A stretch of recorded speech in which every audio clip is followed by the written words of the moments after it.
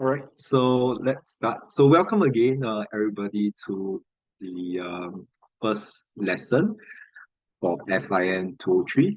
Hope everyone's doing well. Just quick a show of hands, is this your first module for the semester, given it's a Monday? Yeah. Okay. I can type no. Okay, so some no, no. Okay, mostly no. Okay, that's good. So I guess as usually the first lesson we take it a little slow. Okay, that's one of your is the first lesson. Yeah, so we take it a bit slower. However, we do have quite a bit to cover as well. Um, and of course, this is an evening class. So yeah, all right. So I'll just give a quick overview. So my name is Drew. Actually, I just returned from Canada. So I was based in Canada for the last 2 years. A bit of my background, I'm in the banking sector. So I do corporate banking in multiple roles. I started my career as a credit analyst. And then later move on to be a relationship manager for corporate clients. And then now I'm actually doing more on the analytics side of things. So I do big data and financial modeling for corporate banks. So that's a bit of my background. And this module actually quite close to my heart, simply because it's quite closely related to corporate banking as well. As you will notice, in terms of the course objective, we have things like financial statement analysis, which is your bread and butter of credit risk analysis. And then, of course, you have things like capital structure, evaluating investment projects. So if you are interested to enter investment banking or even structured banking, corporate banking, this module will be very important as well. And I understand also we have a mix of students, so not everyone is pursuing the finance track. We have a mix from all different management scopes. So things like I think HR, we have people from maybe accounting, not too sure whether we have that, as well as mix of full-time and part-time. Logistics, okay, we have logistics um, special marketing as well. Okay, yeah, so we have a big mix of students from everywhere, which is nice. And I believe also this is one of the foundational course. Um, and so for those that are not specializing in finance, I think probably this is one of your only course in finance, or if not, you might be able to choose like an elective in finance, other courses as well. However, whether is it fortunately or unfortunately, this is a mandatory course for all management students. All right. So that's just a bit of a short introduction about myself. I'd like to highlight some of the course readings. We have the textbook, the study guide, and lecture notes.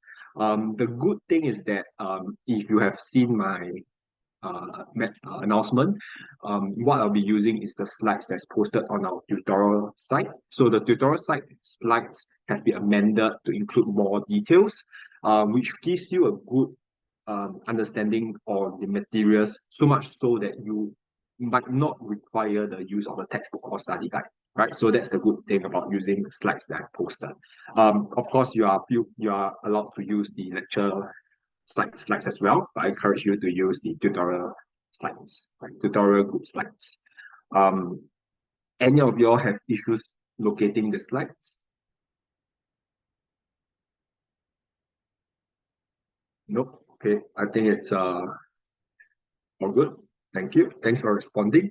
All right. In terms of the assessment, I think this is the part that you might be a little more concerned on. We have the class test. So this is the first time we're having a class test, the first semester we're having a class test. Fortunately, it is a bit easier for this module because it's a foundational module. So we have a 10 MCQ question, open book, 40 minutes. I think more details will be out soon. Group-based assignment, this is a standard, 20%, covering units 1 to 5. And then class participation. So on this point, usually how I like to structure my class is that I'm very upfront with how you can score your class participation. Basically, no one would get less than 50% because it's an evening class. So regardless of whether you attend class or you participate or not participate, everyone gets 50%. However, if you want the other 50%, that's where you have to participate in class, and that includes, whether typing on the chat for questions, or just unmuting yourself as well. So feel free to unmute yourself if you have a question or you like to add some details into the discussion. Last but not least, we have a written exam. I think the timetable will be out in due time. However, the format of exam is quite similar to what was done last semester in January. So, if you go to your past year papers, look at January last semester, meaning January 2024, the format should be quite similar, right? Paul, I would just like pause here. Any questions regarding the assessment criteria for this module?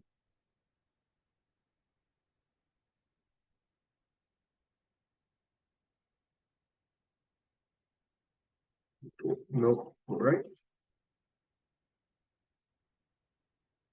Okay, so just an administrative point for those who have yet to email me your GBA groups.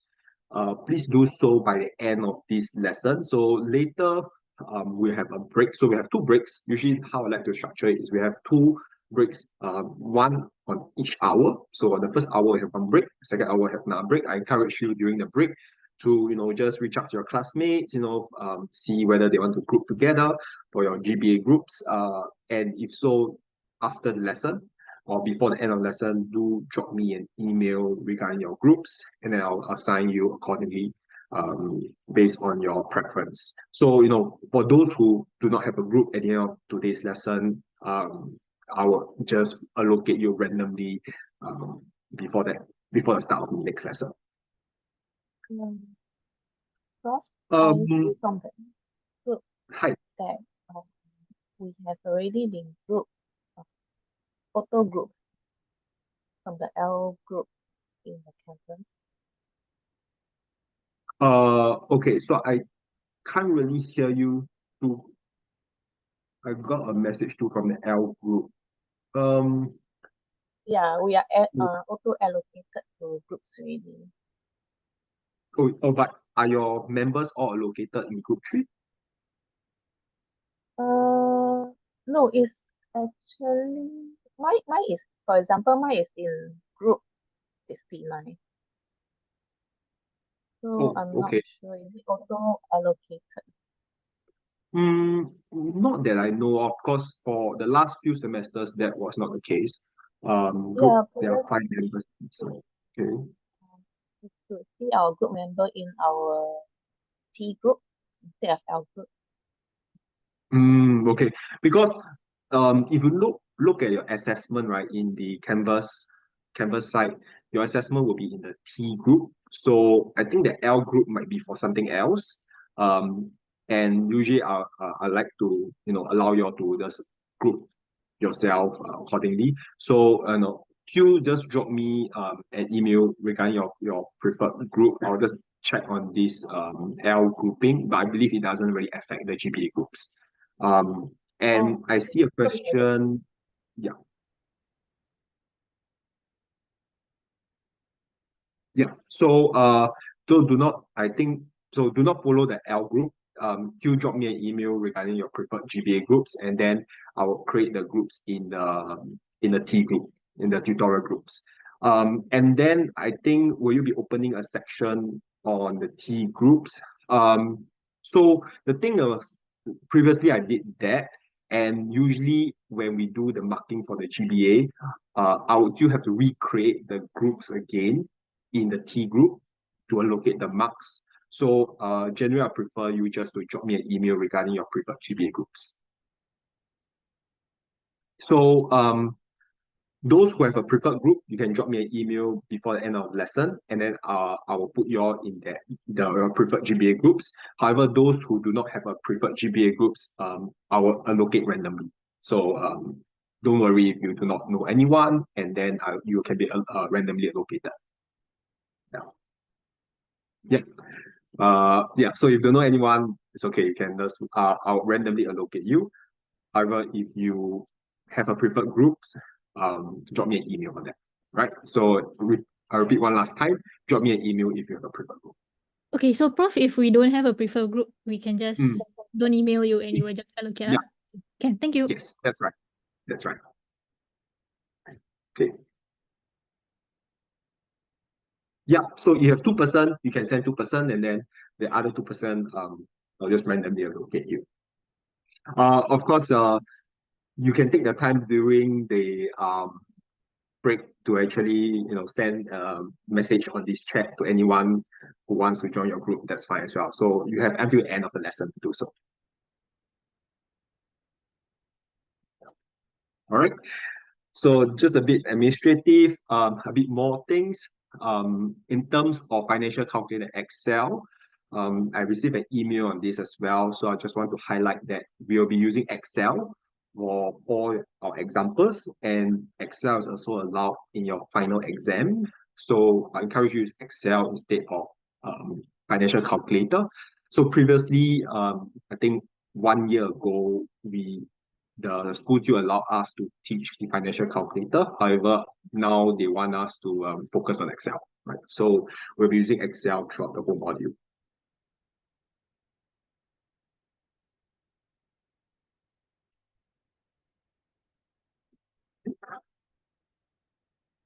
Okay. Any other questions before we kickstart today's discussion and lesson?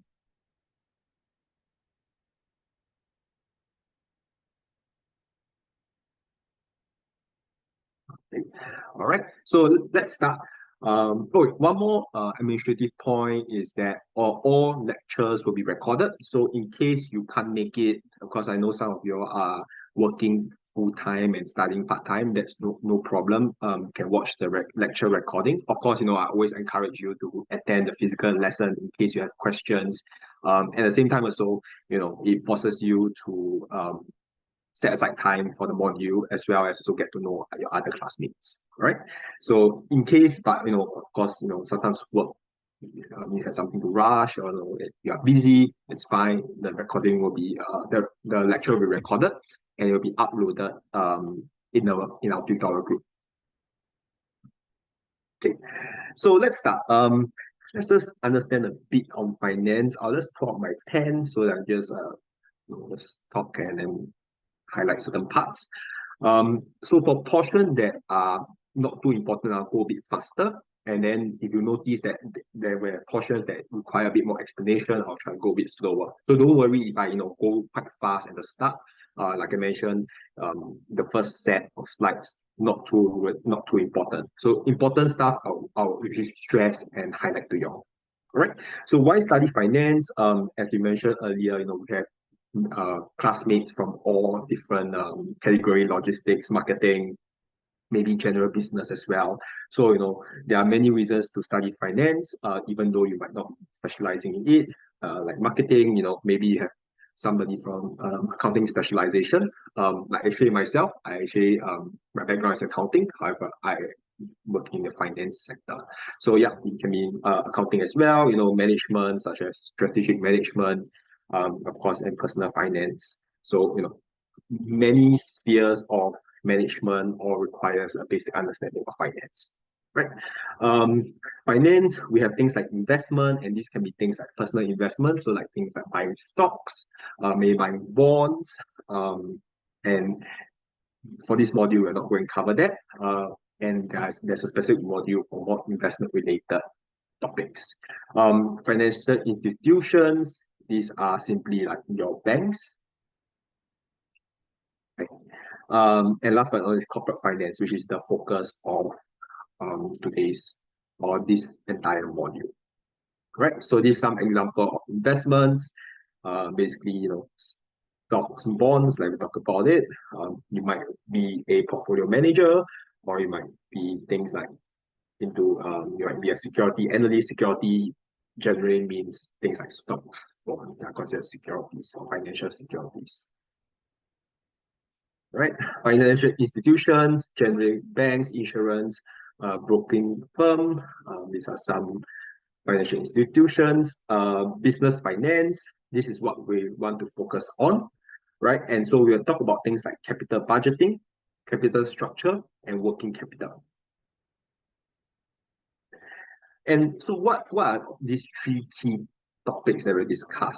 So maybe I'll just give an example of what do they mean in real life, right? So capital budgeting. So seems like a fancy word, but actually quite easy. Just think about it. For example, you would like to buy a house or HDB, right?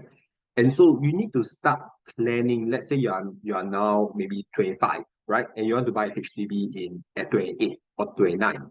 So within the 3 to 4 years, you have to start budgeting. You start to save up money. Maybe invest the money in something so that you grow your money. And so this planning is basically capital budgeting. So capital means money, and you're trying to budget for something that is generally considered long term, whether it's an investment or projects, and these can be things like real estate, right? Real estate. Capital structure. Now, what is capital structure? So in simple terms, capital structure simply means, in terms of your portfolio, right? Let's say we talk about a HDB as well. Let's say you want to buy a HDB, but you want to invest the money so that it grows, right? So the question is, how much do you invest in stocks? How much do you invest in bonds? Or maybe how much you want to invest in cryptocurrency, right? So the percentages of, let's say, bonds, stocks, crypto, or even cash is considered your capital structure here.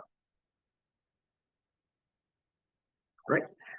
Last but not least, working capital management. And this is relating to more of a business, right? So a business generally requires money to run, right? So in very simple terms, working capital is the money that's required to run the business on a daily basis, right? And this can include things like payment of utilities, payment of wages or salaries, maybe even transportation costs. So like really daily costs and things required to run the business, right? So this concept is quite important, and we'll revisit this a few times during the module.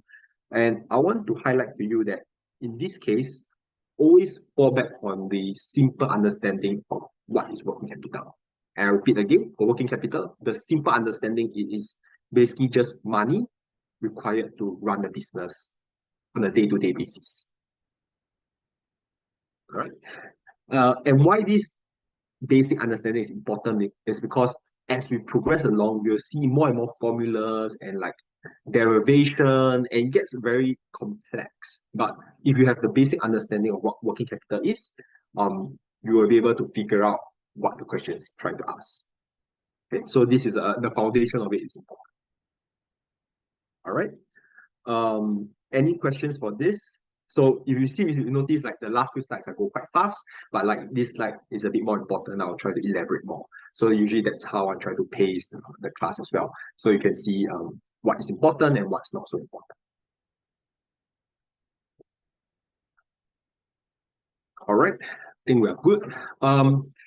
Forms of business, this is a bit more for your own reading, not too important. I think you probably learn about this maybe in other modules as well. Generally, there are three forms. We have sole proprietor. There are some advantages and disadvantages listed here. It can be for your own reading, sole proprietor, of course, is the easiest to form, the cheapest, but there's a lot of disadvantages like limited life, equity, difficult to sell. Yeah, so many disadvantages. However, it's easy to form. So generally, your sole proprietor is like your mama shop, right? Your shop below your void deck. Generally, those are sole proprietor. Generally.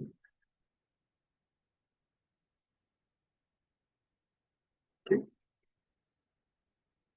Partnerships. So partnerships are some of the type of partnerships include limited liability partnerships, or general partnerships. And so we have listed here General partnerships generally has unlimited liability. However, a limited partnership would be limited in terms of liability. And when we talk about in terms of liability, what it means is that, for example, the company goes bankrupt. Not the company, sorry, the partnership goes bankrupt. The creditor in a limited partnership cannot go after you as a partner to claim the debts. Correct? So I repeat again, if the partnership goes bankrupt, let's say the bank cannot go after you to claim back the debts, right? Because it's limited to the partnership. Of course, in a general partnership, now then this is different. The bank can go after you to say, oh, you haven't paid. However, I noticed that you have a HDB. We are going to take over your HDB, right? In a general partnership, the bank can take over your personal HDB or house and sell it to pay off the debts of the general partnership. Generally, partnerships include things like auditing firms that are usually LLP. Law firms are also considered LLP, so those are your typical businesses that are partnerships.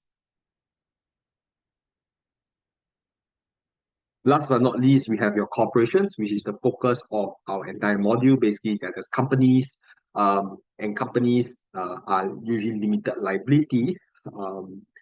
The limited liability and this idea of separation of ownership and management is a very important concept. So I'm just going to put 2 stars here because it's something that we will have a discussion in the next few slides.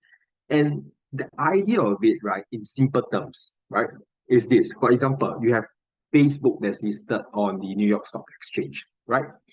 You and me, we can buy a share in Facebook. It means that we actually own a small part of Facebook, right? And so we are, let me just use a different color, owners of Facebook now. However, are we, let's say I have 1 share of Facebook, am I the management of Facebook? No. So there is a different, so the management and owners, you've noticed now, are different, right? The management, the CEO of Facebook is different from you and I who own 1 share of Facebook. And because of this separation, because of this difference in terms of the owner and the management, who is like the CEO, CFO, this difference create this thing called agency problem. And this is what we want to understand, right? And we'll go about more details in the next slide. But the problem of corporation is the separation between the owners and the management. And owners are basically the shareholders of Facebook. And it can be you or me. Of course, if we have 1 share of Facebook, we have no power, right? Compared to someone who owns like 30% of Facebook. So whether we have power or not is a different story, but there is a separation in terms of owners and the management. I'll just pause here. If you have any comments, questions, feel free to put in a group chat, or you can just unmute yourself as well. Okay.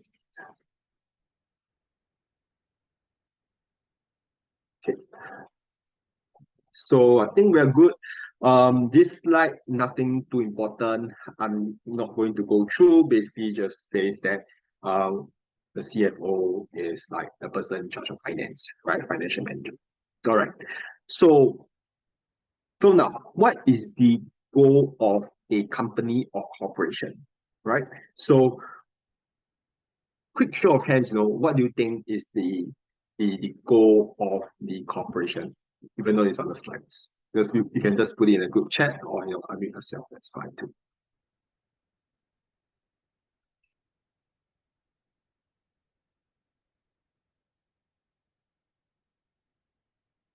Money, okay, maximize happiness, okay. Current profit or shares, okay. I'm seeing quite a lot of maximizing profit, minimizing cost, maximizing. Okay, so I see a mixture of answers, right? So many people are saying maximizing profit, minimizing cost. Some are saying maximizing market share or market value. Now, I want to highlight that unfortunately, for those who say maximizing profit or minimizing cost, um, you are unfortunately wrong. So that is not the goal of the corporation. The goal of the corporation is actually this maximizing the value of the shareholder or owner's equity. So let me put it in simple terms, right? What does it mean? So remember ago we had the idea of Facebook. Now, Facebook, you buy one share of Facebook, you are a shareholder of Facebook, right? So the goal of Facebook is actually to maximize the value of your share. And to maximize the value of share means that maximize the market value of the existing owner's equity or basically the shareholder, right? So the goal of the corporation is to maximize the value of your share. Now, in the process of maximizing the value of your share, it can be about maximizing profit, it can be about minimizing costs, right? So those are more like factors contributing to the goal of the corporation. However, I want to emphasize that the goal of the corporation at the end of the day is to maximize your shareholder value. Okay. Any questions there? This is an important point. Any doubts? Prof, so the maximizing of profit and minimizing of cost is like a means to an end to maximize the market share. Yes, you're right. That's perfectly right. Yeah. So it's like the factors that the means to reach the end, but the end is the goal of the corporation, and the goal is to maximize the current value of the share. Yeah, right. So sometimes when you want to maximize the current value of the share, it might not be to maximize profit, because profit is just one factors that is affecting the share price. There can be a lot of factors. It can be things like R&D, it can be yeah, I think somebody mentioned what about companies paying dividends, right? So sometimes companies that pay too much dividends might be penalized and the market value of the share might drop. So yeah, whether maximizing profit would result in maximizing the share price, generally yes, but there can be many factors, right? So at the end of the day, the goal of the corporation is to maximize the share value or share price.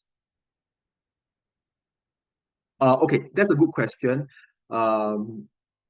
Is there a difference? So there's no difference between stock price and stockholder and shareholder. So stockholder is being used in the US, and then shareholders are generally used in UK. So no difference in the terms. I do have a question for another follow-up question. What is the difference between maximizing market share and maximizing current value per share? What's the difference? Or is it the same thing? Market share and current value per share?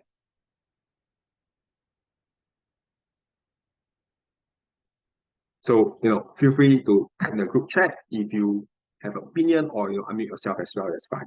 So what's the difference? Market share is probably like you control maybe like majority of the industry. Then the current value per share is the share price.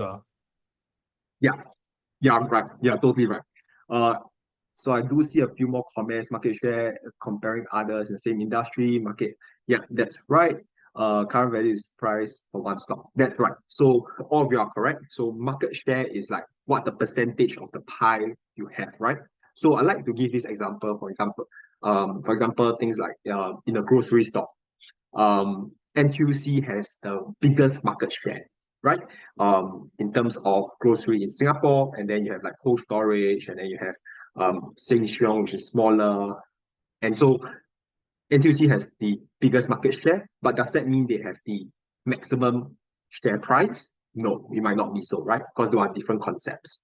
So you are right. So maximizing current value per share is more of the share price or stock price, but market share is like how much you own of the market.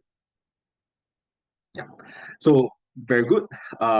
So those are the difference. Being number one in the industry. So sorry.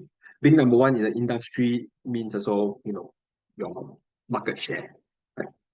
If like you're NTUC, you're basically maybe number one in terms of grocery in Singapore.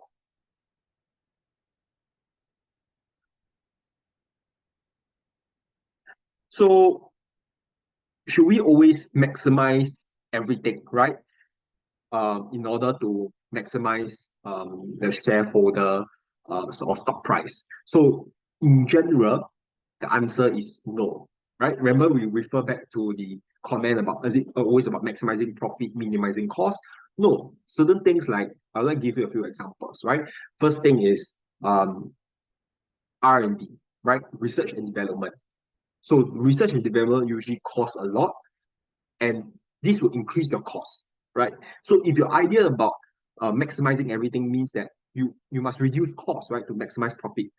So does that mean you do not do R&D at all? No, you do need to do R&D in order to develop business, in order to grow the business, and so that becomes important, right? So it's not about maximizing everything. And then we have things like, to help reduce costs, we have things like outsourcing, getting, like, let's say, manufacturing in China, those are outsourcing. Yeah, I see longevity R&D, or offshoring.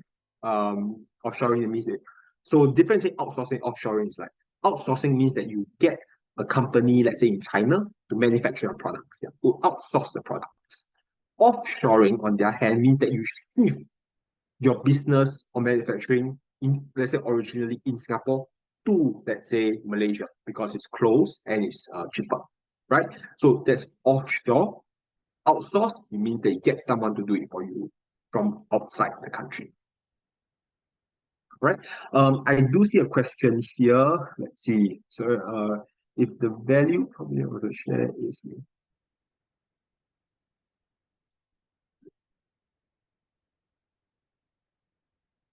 so the question is, if the value of the share is based off dividend payment rather than growth, then wouldn't the incentive to maximize profit increase dividend rather than growth of stock? Right? Okay, so regarding this question,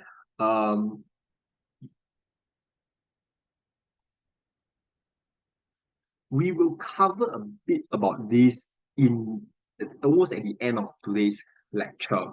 But since you asked the question, right? So for everyone's understanding, I think the question is, if a company distribute dividends, generally they have less. Okay, so I'm trying to put it simply, right? So for a company that distribute dividends, at the end of the day, when you give money out to your shareholders, you have less money in your company. When you have less money in a company, means that you have less money to invest in things like R&D, right? And so the question is, would maximum, wouldn't incentive to,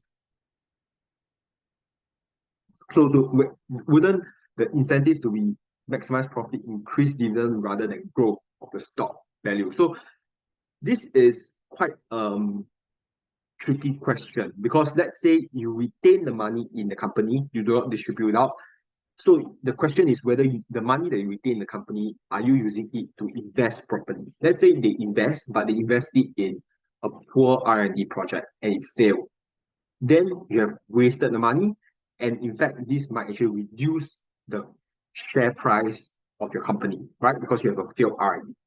Now, if you distribute the money, on the other hand, to your shareholders might be happy, and the stock price might increase. Now, let's say a company normally distribute, let's say, $10 of dividends. And the thing is, suddenly they decide to not give dividends and retain the money inside the company for R&D. Now, when there's a change from dividends to no dividends, then it might actually pull down the stock price, because people are unhappy, right? Let's say you're the shareholders, suddenly, oh, I don't get any more dividends.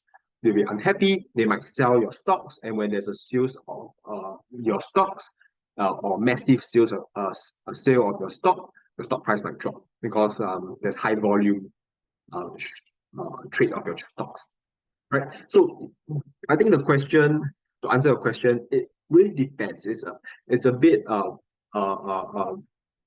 situational, right? Okay. Yep, most welcome. All right, so remember earlier I put star on the agency problem. So now we would like to focus, we want to come back to this concept of agency. And the idea again is because why this problem come about, right? In simple terms, what is agency? So agency is an agent, right? And what are agents? Agents are basically anyone that is doing something for you. So a simple term is like, for example, you have a property agent, right? Maybe they want to sell your property, the property agent help you sell the property, right? So the agent is doing something for you, correct? To sell your property. And going back to the idea of corporations, because the owners, like you, if you own one share of Facebook, is different from the management, right? So the management, the CEO, CFO, they are agents for you, right? Because you are the shareholder. And because of this, the difference in terms of interest of the agent and the different interest of the shareholder causes this agency problem. All right. So as a shareholder, of course, you want the share to be as high as possible, right? Or you want to have a lot of dividends. Now, as an agent, as a management, or as an employee, maybe you don't want that, right? So I think many of you are also working, right? So sometimes you're like, oh, for those that are working, you can't understand, like, sometimes you don't feel like working, you feel very bored, maybe you take MC to like, skip a few days if there's a long weekend, right? So like you yourself, when you're working, you are kind of like part of like the management side of things, right? You are like the employee of the company. And so your interest might not be to maximize the value of your company, right? Which is what the shareholders want. So can you see immediately there's like a problem? Like for you, you just want, like, maybe you're tired, you're just exhausted, you don't want to work, right? That is your interest. You don't want to work. But the interest of the shareholder will be for you to work as hard as possible to maximize the stock price of the company, right? So this difference is called agency problem.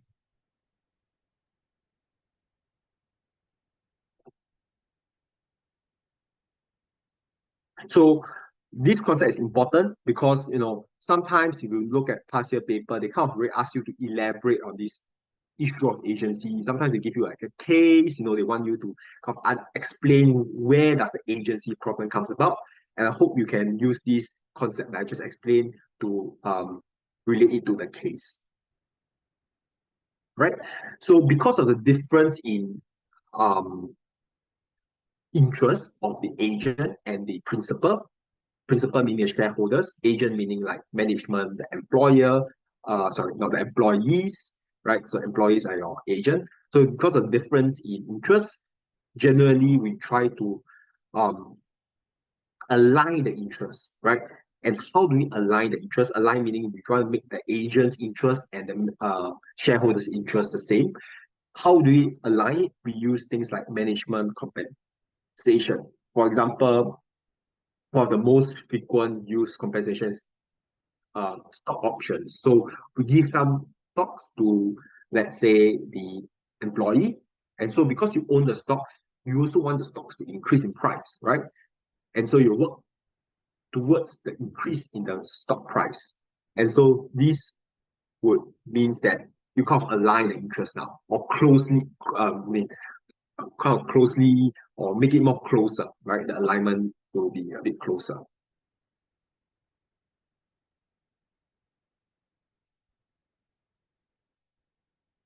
Right? So of course, the incentive also have to be carefully structured to ensure that the goal is achieved. And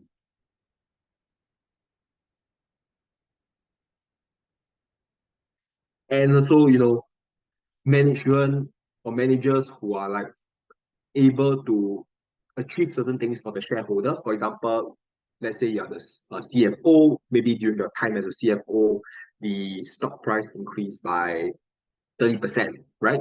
And of course, if people see like, wow, you can actually increase the stock price of the company by 30%, other companies will want you to manage their company as well, right? So, increase the demand for your.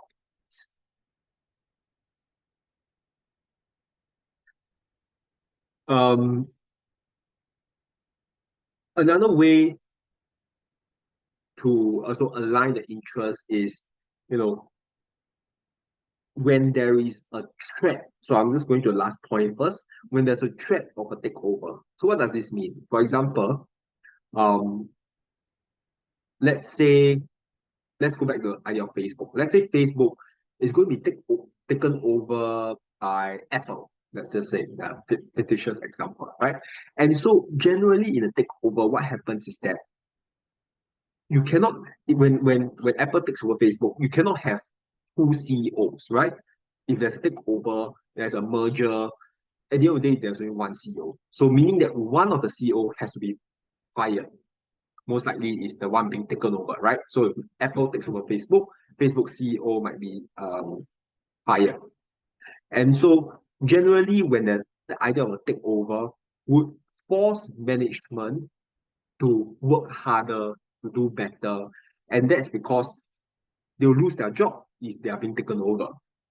Right? So a threat of a takeover usually result in better management because they will force them to work harder. Okay.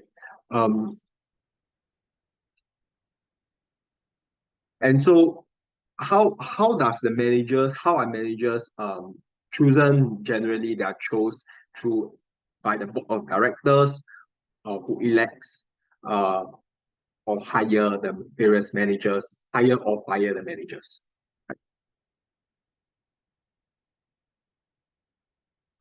I'll just pause here for a short while.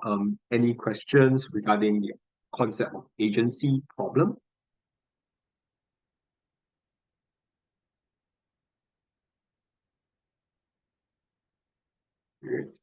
No, very good. All right, that's good. So we are done for this. We have three set of slides today, so we're done for the first set. So these self-review questions, what I've done is that generally we encourage you to review the self-review question during the week that you have no lessons. So like next week, you can review the questions. I usually give you the answers as well. So if you have any questions, do not hesitate to drop me an email. And then I usually answer email very fast. So do not hesitate, drop me an email if you do have questions. Okay. All right. So that's just a short introduction. Now let's dive into the concept of the financial statement, right? So for those who are accounting majors, I'm not sure whether you have accounting majors here, but those who are accounting majors, you know that you probably already know this because it's a basic concept of financial statement, right? But let's just go through it as well. So for any company, we have a few statements, actually three key statements. The first statement to present various numbers for the company is the balance sheet. Okay, this thing called balance sheet. And what is the balance sheet? The balance sheet is basically a snapshot of the company in terms of its asset, liabilities, and owner's equity, right? So owner's equity here. So three components: asset, liabilities, and owner's equity. Now, generally, asset left side, owner's equity, and liabilities on the right side. But nowadays, there are a lot of different formats of balance sheet, so this is not necessarily the case anymore. However, last time it's like this, right? So basically, the assets must balance the liability and owner's equity. And usually how I like to remember it is this thing called LO. So A equals to L plus OE. Owner's equity or stockholders equity, same thing, right? So it's called LO, your aloe vera, cow gel. So it's an easy way to remember. A equals to L plus OE, right? So easy way to remember what is the accounting equation. Right. So in the balance sheet, what's very important is this thing again. I'm going to put two stars here. It's this thing called working capital. I remember we talked about it just way back, like when we first started this lesson, working capital, anyone can just mention what is working capital in simple terms?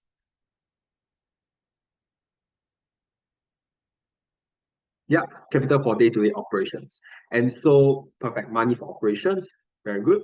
So for day-to-day operations, they relate to your current asset and your current liabilities. So to calculate your net working capital, we take current assets, CA, minus CL, current liabilities. Because current portion of your assets and current portion of your liabilities are short-term, right? Short-term assets, short-term liabilities that are used for daily operations. So that's why to calculate net working capital, we take CA minus CL. So this is an important concept. Right. Again, highlight here, capital for business use in its day-to-day operations, net working capital. Like I mentioned, we'll talk about this in the next few slides in much detail. In terms of liquidity, when you think about liquidity, is usually how fast we can convert, let's say, the inventory, we can convert things into cash without significant loss of value. So the thing is, the important part is without significant loss in value. So, for example, I'd like to ask, do you think inventory is considered liquid? And why or why not? Yeah, provided so take time to sell. Yeah, okay, so I think we have a general consensus that is not liquid, right? And you're right, inventory is generally not very liquid because, like what I mentioned, it takes time to sell, it's not very liquid. Maybe if you want to sell, you have to do a sale, right? Like, you have a 50% sale, but then when you sell at 50%, you lose money, right? So you're right, it's not very liquid. So for liquidity, you must consider the ease to convert to cash without significant loss in value, right? So this is important. Debt versus equity, like what we mentioned about capital structure earlier at the start of today's lecture, we need to consider how much of our assets are being funded by debt, how much is being funded by equity. And we'll look in more details in just a bit as well. Right, so this is just an example of a balance sheet. Right, so you have your assets here, you have your liabilities here. These are liabilities as well. And then you have your owner's equity here, right? Owner's equity is here.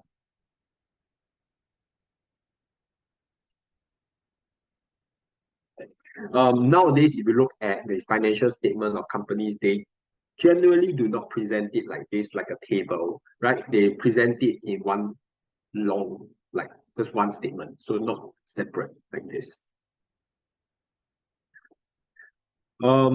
There's an important concept that I also want to highlight here: book value versus market value. Right. So have any of you all taken the basic accounting module? I think it's ACC, what is it, 201 or 203? Anyone has taken accounting? Yeah, ACC 202. Yes. Okay. Most of you all have taken it. Okay. So good that some of you have taken it.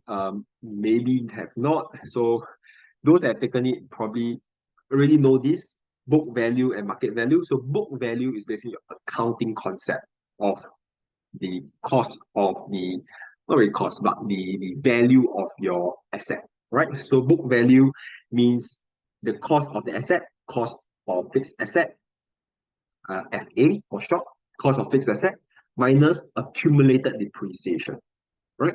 So depreciation is an accounting concept, right? For example, in simple terms, you buy a computer, right? Maybe you depreciate the computer in accounting terms for 2 years, right? So you divide the price by 2, and after 2 years, your computer has no book value, right? It's all gone. But does that mean your computer is worth nothing? If you take your computer and sell in carousel, does that mean you go and give your computer for free? I think the simple thing is no, right? Doesn't make sense, right? Even though you depreciate for 2 years, after 2 years, maybe you sell your computer in carousel, you can still make some money, right? So I want to highlight to you that the concept of book value here is a very accounting concept. It doesn't mean that the computer has no value. Now, in finance, what we're interested in is actually the market value. So yes, you might have taken ACC 202. We have taught you about book value, how to calculate depreciation, blah, blah, blah. But in finance, we're actually more interested in market value. And when we think about the computer, like what we talked about, right? The computer, we depreciate for 2 years. At the end of the day, there's zero book value. But if you sell in carousel, you can still go maybe sell it for a couple of hundreds or even $1,000. And this $1,000 you can sell, let's say, for the computer that you have bought, even though it's zero book value, is actually considered this thing called market value. So what does the market price your computer? And this is what we are interested in finance. We actually don't care about book value, but we need to care about the market value of your products. Right? And so why are they often different? In the example of the computer, you can already immediately see, right? Zero book value. If they are depreciated for 2 years, after 2 years, zero book value, but actually you can still sell in carousel for X number of dollars, 1,000, let's just say. Which is more important for decision making? I hope you can see that it's market value, right? In finance, we're interested in decision making, and this is book value is important. All right. So I want to bring in this concept, and you'll see in the bit as well, is that because finance is more interested in market value, but we are using the financial statements produced by accountants who are interested in book value.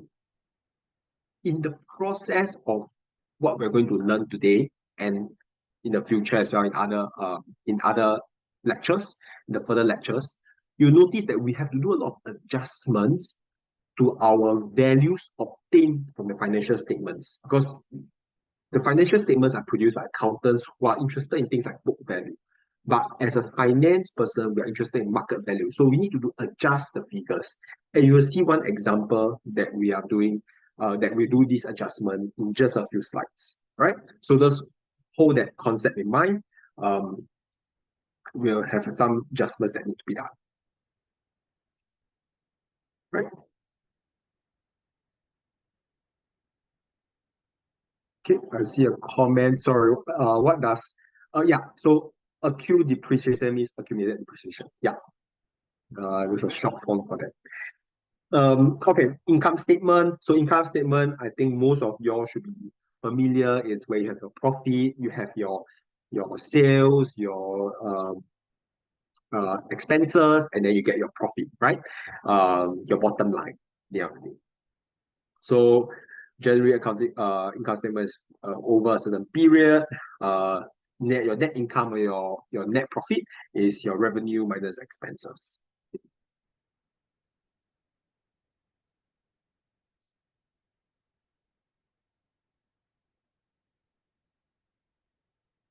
So there's a bit of things in terms of okay, so at the end of the day, when you get your net profit, right?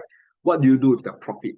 Do you distribute as dividends? I think earlier we talked a little about dividends and retained earnings, right? Retained earnings. So how much of this money, let's say 412, how much of it are you going to distribute to your shareholders? How much are you going to retain it in the company to do things like R&D, investments, etc., right? So, these are also found in your income statement. So there are two concepts in accounting that I'd like to highlight. Those that have taken your ACC 202, you know that there are many accounting principles. However, the two that I want to highlight here that's important for our course for the entirety of this course is the first thing called matching principle. And why is this principle important? So before I explain, I want to highlight that you do not need to memorize what's matching principle. This is just for your own understanding. There'll be no question testing you, define matching principle. No. So you don't need to worry about that. You just need to understand, right? And the idea of it, let's think of it simply, right? Matching principle. Basically, it's just trying to say that when you generate revenue, right, you need to make sure that you match the expenses relating to this revenue in order to match, right? So if you generate $10 of revenue, how much expenses should be allocated to this revenue that it allows you to generate $10 of revenue. So you are matching it. And why is this important for a module? It's because of this issue relating to depreciation. And the idea of depreciation at the end of the day is because of matching principle. So let's put this into perspective. Let's go back to the computer that we talked about, right? And I mentioned the computer, we're going to depreciate it for 2 years. After 2 years, the computer has no value. And so how do you determine that you want to depreciate for 2 years? It's using matching principle, because you determine that maybe in the first 2 years, this particular computer will help you generate a lot of revenue. And then maybe after that, the computer, generally you need to upgrade it because it's wear and tear, blah, blah, blah. And so because of that, you depreciate for 2 years. And so you're actually, the reason why you depreciate for 2 years is because of matching principle, and it's because it's relating to the revenue that it can generate, right? So as depreciation is a non-cash item, is an accounting concept again, right? Like what we mentioned. Does that mean your computer is reducing the value by half every year because you have 2 years? No. At the end of the day, you might still be able to recover value from your computer, right? Based on market value. So this idea of matching principle is causing this accounting concept called depreciation, which as a finance person, we don't like, and that's why we need to do some adjustments later. That's why we have this idea of matching principle. Next thing is accrual basis accounting. So why is this important for finance? Okay, so accrual basis accounting is simply things like prepayments, right? Prepayments means you pay advance. Accruals means that you take in expenses in advance, right? So prepayment and accruals are relating to this concept of accrual basis accounting, meaning that we record revenue when it's earned, not when cash is received. So for example, you buy an air ticket, right? You buy an air ticket, SIA, you are going to Bangkok. Let's say your trip to Bangkok is only in October. Now, SIA, can they actually recognize this revenue now?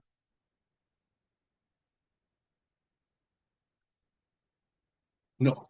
Yeah, you're right. No, because you have not taken the flight. Yeah, you may cancel. You may change the flight, right? So they, because of accrual basis of accounting, they cannot recognize the revenue. Now, this is accounting, but why is it important for finance? It's because a firm that is profitable can actually go bankrupt if they don't have enough cash flow. One of the reasons is like what you mentioned, right? Or what we have discussed about SIA. Let's say they have a lot of customer that is going to fly in October. But because they have the money, right? They have already taken your money, you already paid for it. But they cannot recognize the revenue because you might cancel a flight, you get a refund. And so, yes, the firm might be profitable, but they can actually go bankrupt simply because of this concept of accrual basis accounting. So in finance, we are interested in cash flows. We are interested in real money instead of accounting money. We call it accounting money, right? Accruing, prepayment. So these are very accounting. So we are not interested in that. We want to talk about real cash. So that's what we'll be looking at.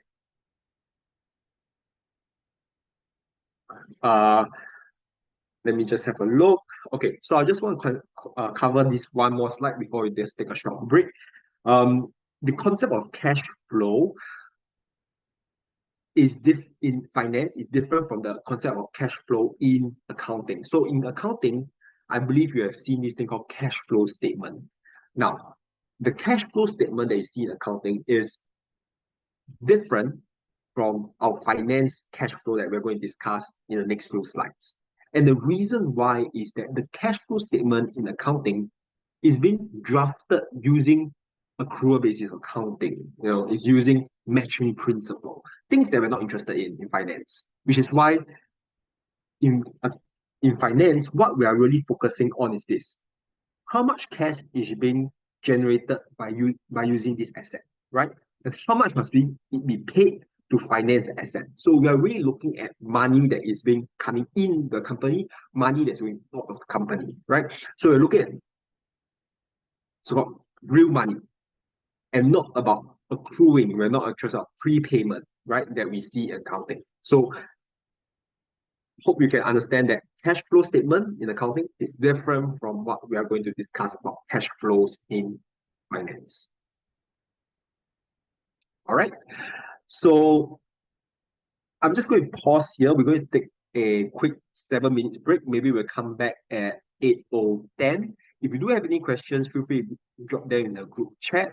And we can answer them after the break. All right. At the same time, use this time to, if you want to have a preferred group, use this time to, ask around, see who wants to join your group. All right. So let's come back in 8 or 10.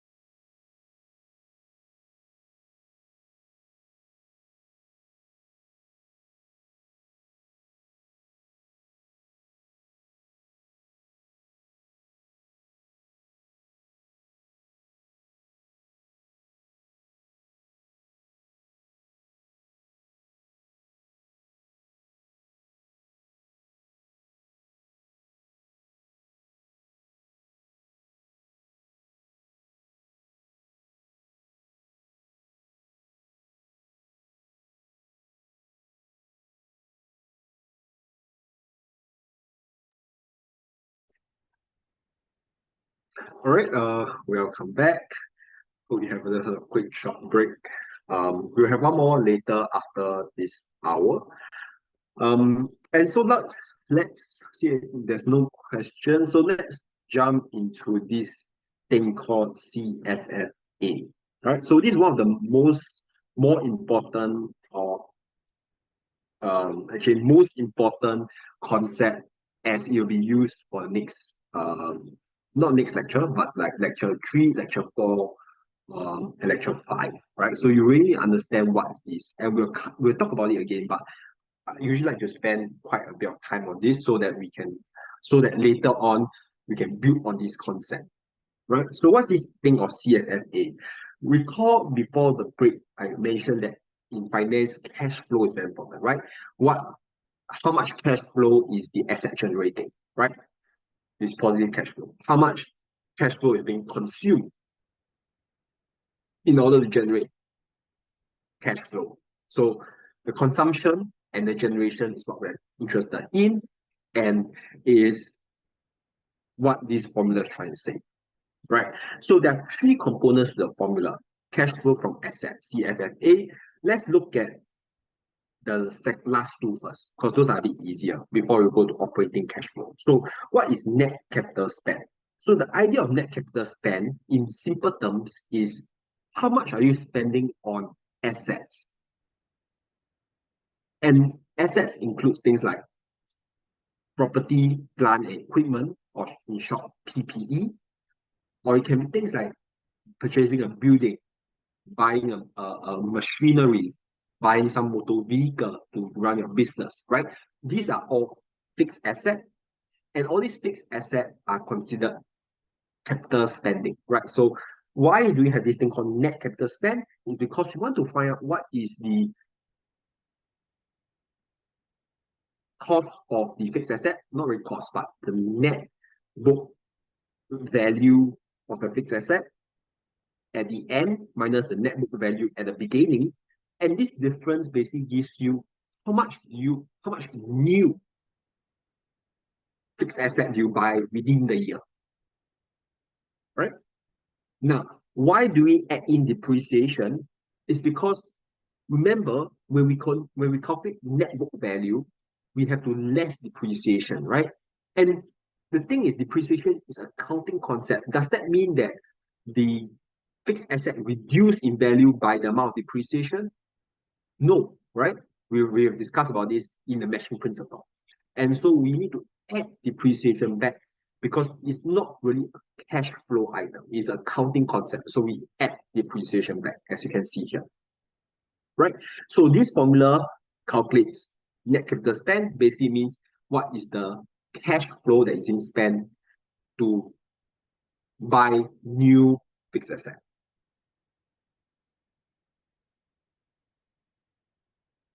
Right? Any questions? So I want to emphasize one more time that this thing called net ending net fixed asset. Why is it called net? Net is because you take is the book value of FA, right?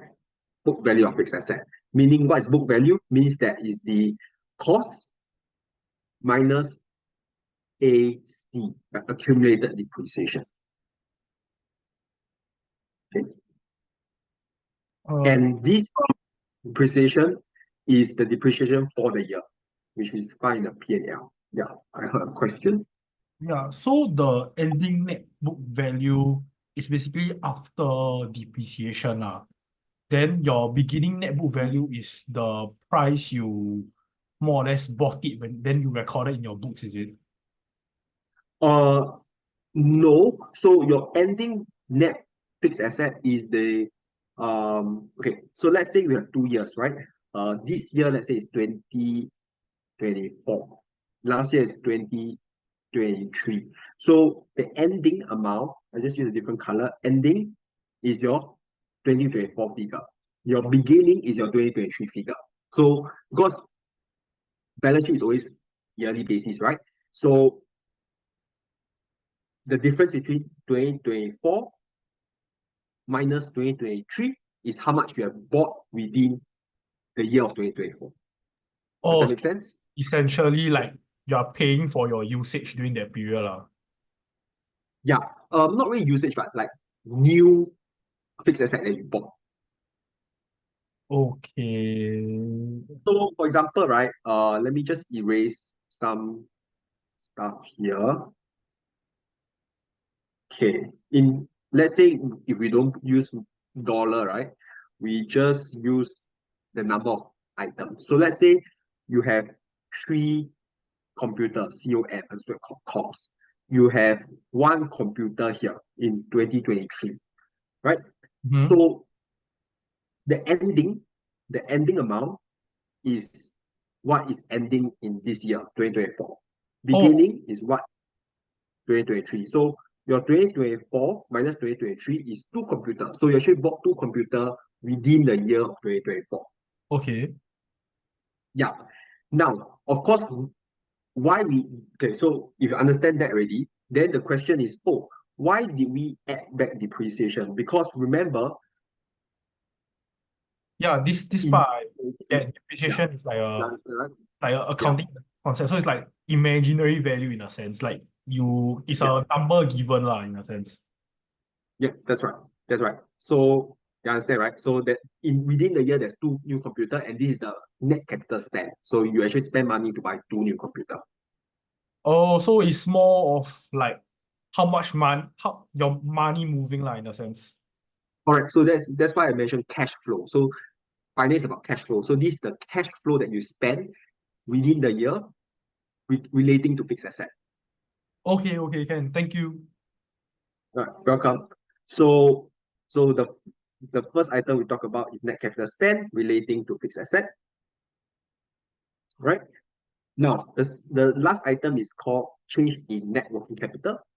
And like what we mentioned, what's net working capital? So net working capital here is CA minus CM, right? But in finance, again, remember we say that we're interested in cash flows.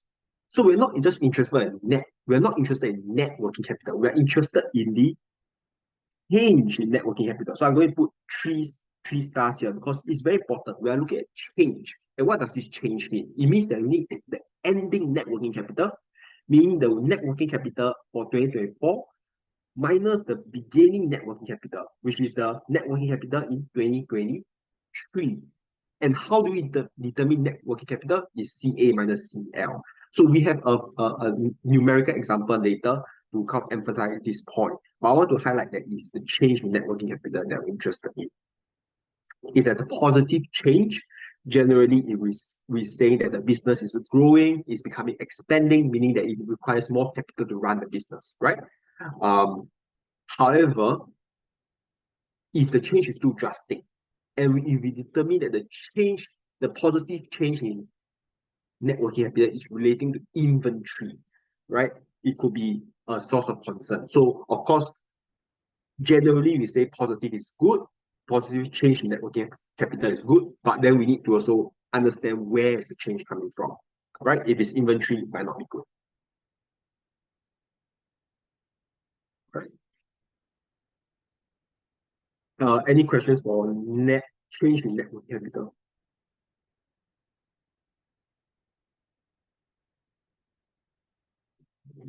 I guess no. All right, so I'll just erase this a bit so it's not too messy.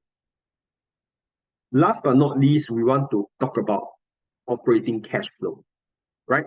And the idea of it is basically how much cash you receive from your daily operations. And when you talk about operations, means that your sales, your expenses, right? The cash coming in, cash coming out from your sales, and then expenses, meaning like pay your salaries and all this cash coming out, right? So how much of these at the end of the day is relating to your operations of the business?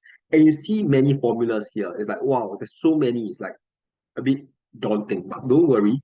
We'll try to understand them step by step. Now, the most important one that we want to start off with, not most important, but the highest level, right, is basically this. What does this mean? So NI means net income. So in case those don't know, it's net income. So net income means your net profit. So your operating cash flow basically is your net income add back depreciation. Why? Again, because depreciation is non-cash. Because in your income statement, you have less of your depreciation, right? So now you add it back because you don't want to include depreciation. Add depreciation back, and then you add back any interest, right? Why you add back interest? Because interest was being removed previously. As you calculate your net profit. So why you add it back is because interest is relating to debt, right? What does this mean? It means that you have more debt. If you take on more bank loans, you have more interest. But in the operation of the business, are you interested in amount of debt you're taking? No, you are interested in money being generated from sales, money that's being removed from the company or being less off from the company because of things like salaries, right? We're not interested in that. So that's why we add back interest. Okay. So, now, so this is the basic formula, the first one. Now we have 3 derivation. So EBIT, EBITDA, and then the most basic using cost, sales and cost. Right?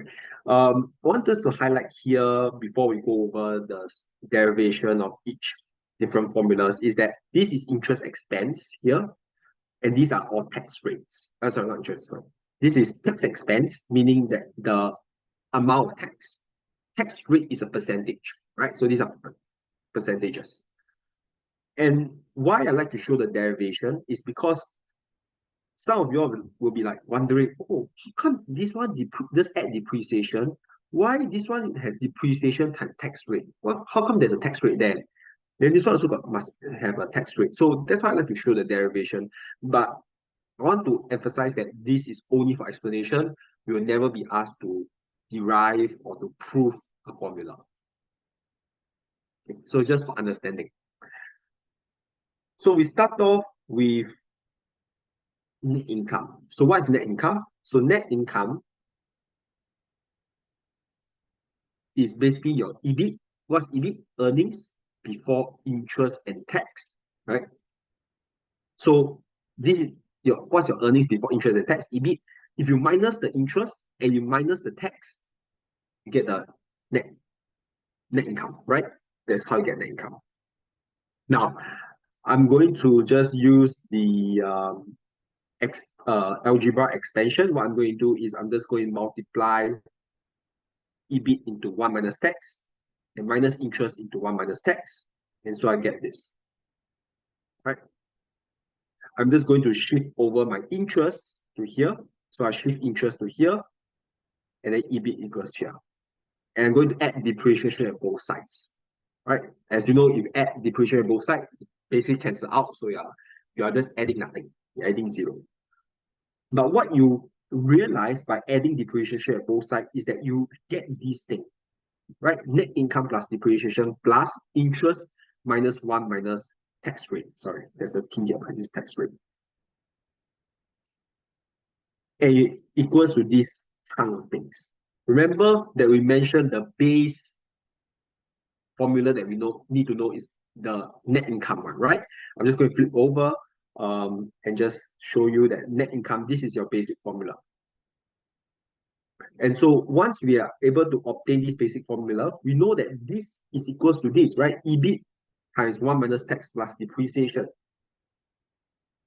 And so we have just proven the second formula, which is given by this, right? EBIT, this one, EBIT times 1 minus tax plus depreciation. So we have shown that they're equal to each other.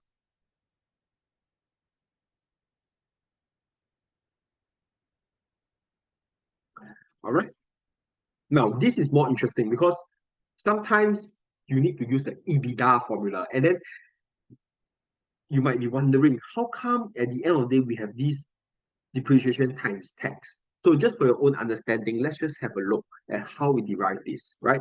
Again, you don't need to know how to derive it. If you completely forget about this, don't worry, you will not be tested, right? You can totally forget about it and just use the formula, that's fine. Of course, it's better to understand. So we know that EBIT equals to EBITDA minus depreciation. So what's EBITDA? So those that are not familiar, EBITDA means earnings before interest, tax, and depreciation. Now, if we minus depreciation and amortization, that's why there's an A. Generally considered depreciation and amortization kind of the same in finance. So if we less off depreciation slash amortization, we get the EBIT. We use the same way of deriving the last formula. We multiply by 1 minus tax on both sides. Okay, again, they cancel out, so it's actually nothing. We add depreciation again on both sides, as you can see here. Now let's just do a bit of let's just do a multiplication, right? Extend out your right hand side. So what do we do here? So we multiply EBIT times 1 minus tax minus depreciation times 1 minus tax, right? So you get this EBIT times 1 minus tax minus, so depreciation. So I'm just expanding this, right? So minus depreciation times 1 equals minus depreciation.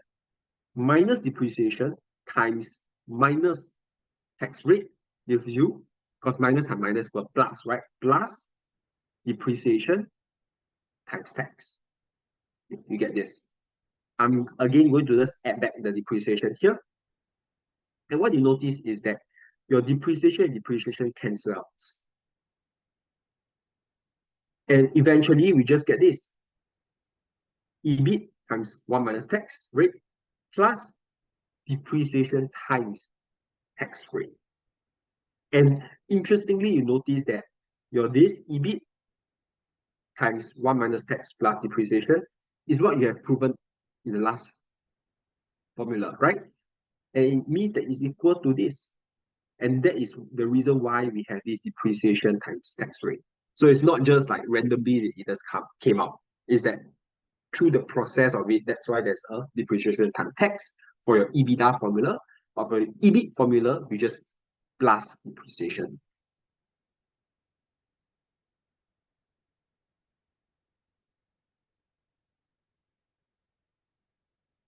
All right.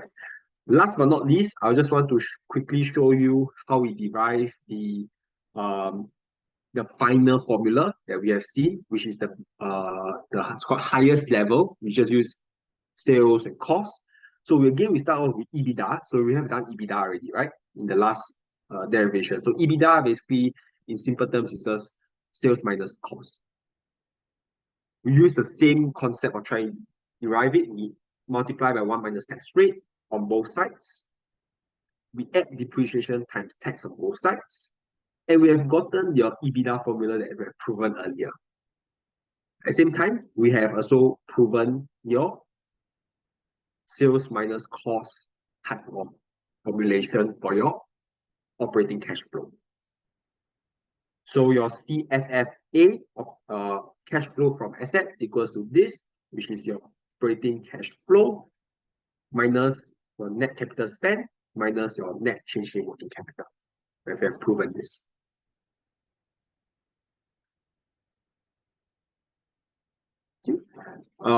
In case you are very confused, you can look through the slides, but if you do not understand, you can completely forget all this. You just use the formula as fine as well.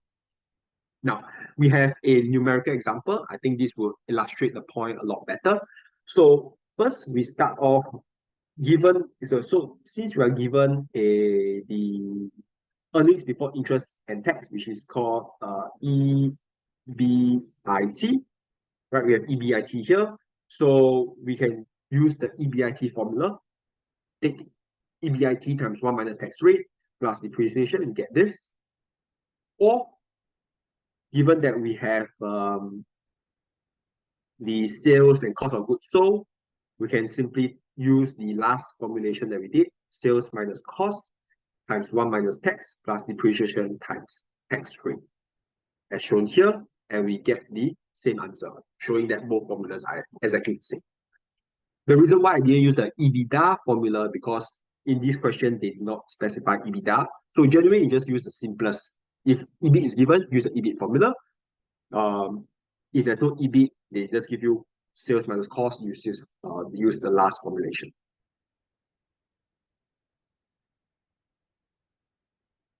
Now let's calculate the net capital spend. So net capital spend, let's see, where is our fixed asset? Okay, fixed asset is here. We just take ending fixed asset, which is this amount, minus beginning fixed asset, plus back depreciation here from your income statement, which is this 65. Now, again, I want to highlight that in this question, it has given you net fixed asset. I'm going to put a star here. Net fixed asset. And what is net fixed asset? Net fixed asset is, so I'm just going to NFA, net fixed asset equals to book value of fixed asset, which is equals to cost minus AC, accumulated depreciation. So be very careful. Sometimes questions like to trick you. And how do they trick you? They trick you by giving you cost, they give you cost and give you accumulated depreciation. So you need to minus cost minus accumulated depreciation to get your net fixed asset for that year. You do the same for the previous year, and then you can calculate your NCS. Any questions on this? This net fixed asset, if you notice, they always like to trick you in this kind of way because they give you cost and they give you accumulated depreciation instead of the aggregated net fixed asset.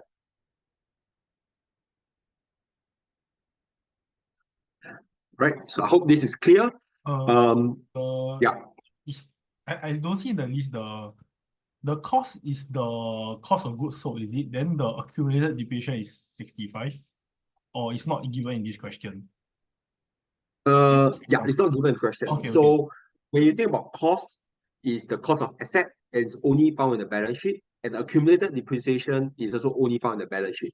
Oh, okay, so it's how much some questions will give you like the cost and the accumulated depreciation, then you need to go and minus yourself.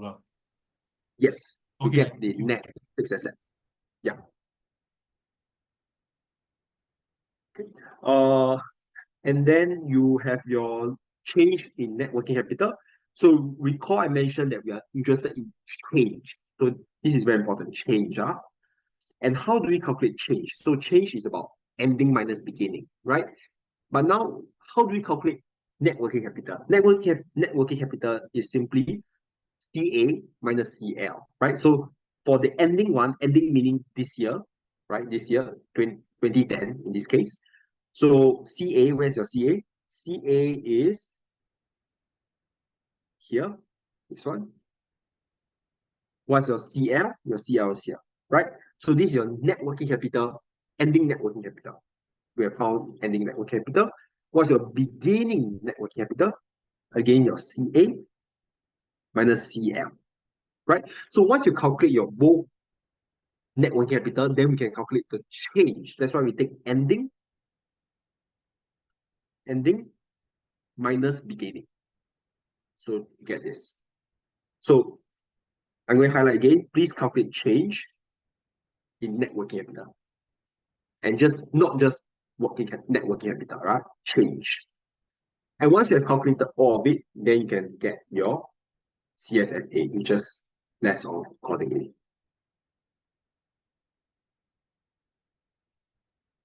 So I have just a quick question here. Is a negative CFA always a bad thing?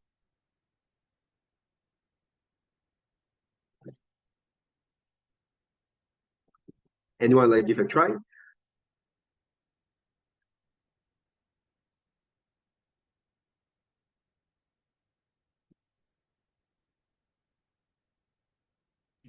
Oh, sorry. The 547 is from where?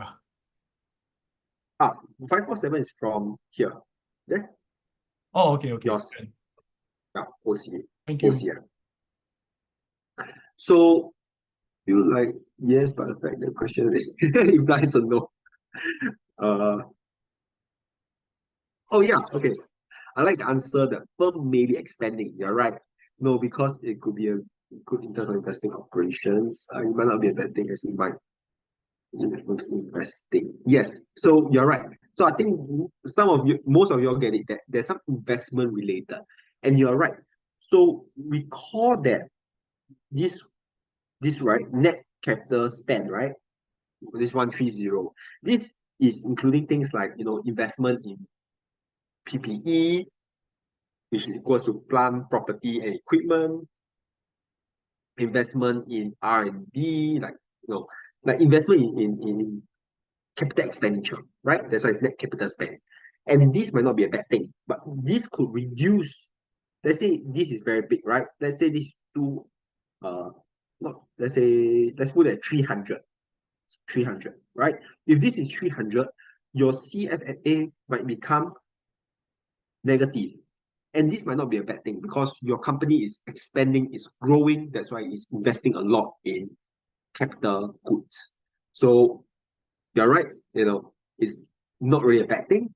But of course, you need to be careful. When you notice that it's a negative, you need to comment that, oh, it's negative because the company is expanding, maybe there's a new segment, etc. Right? So you need to explain it carefully. Of course, it can be a bad thing as well. Let's say the company is investing too much in net capital spend, and because of that, they do not have enough cash flows, right? So yeah, provide your justification. If they do not have enough cash flows, of course, they might go bankrupt, and then this is an issue too. Now, we have talked about the CFFA in terms of the three components, operating cash flow minus net capital spend minus change in net working capital. Another way to think about this is using the balance sheet, right? Because the balance sheet consists of assets equals to liability plus owner's equity, right? So whenever we have these assets equals, just give me a moment, assets to liabilities plus owner's equity. Whenever we have this derivation, we actually use this formula to derive the CFFA as well, right? And so we have your assets, and what's your liability? Liability relates to your creditors. So we have this interest paid minus any net new borrowings. So what does this mean? It means that were there any increase in borrowings within the year, and then how much of this is used to pay interest, right? We have an example in a bit, so it gives you some numbers so that you can understand better, right? Now, in terms of owner's equity, we're interested in how much new money is coming in from investment from your shareholders, and how much of money is being paid off, right? Can you see that it's about cash flows, money coming in and being paid off, right? So we have an example to show how do we derive for this formula. This derivation is a bit easier. Okay, so for the cash flow from creditors, we are interested in the interest paid. So how much interest being paid? And this we notice here, interest paid is 70. And what is minus net new borrowings? So let's look at our borrowings now. So borrowings, can you see borrowings is here? Long-term debt. Sorry, cover it a bit. This part here, can you see that from 2009 to 2010, there's an increase in net borrowings, increase in long-term borrowings. And this increase is your net new borrowing. So you need to take the 454 minus 408 to give you the how much new borrowings is it made.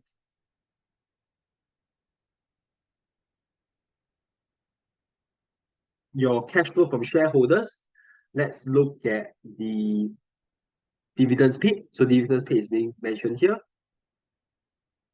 103. And how much new capital is being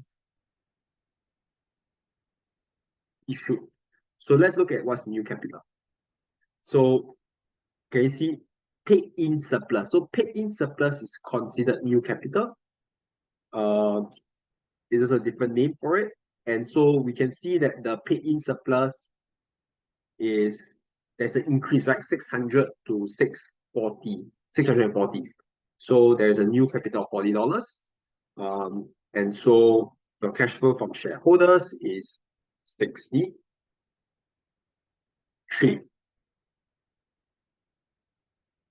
And so your CFFA is simply your 24 plus 63.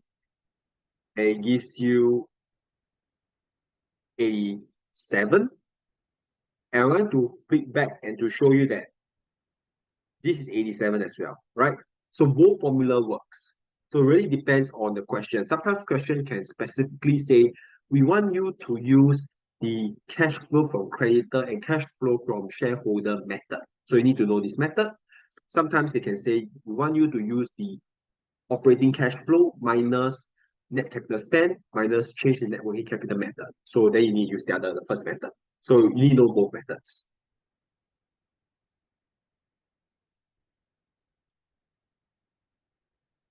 Pause for a short while. Any questions?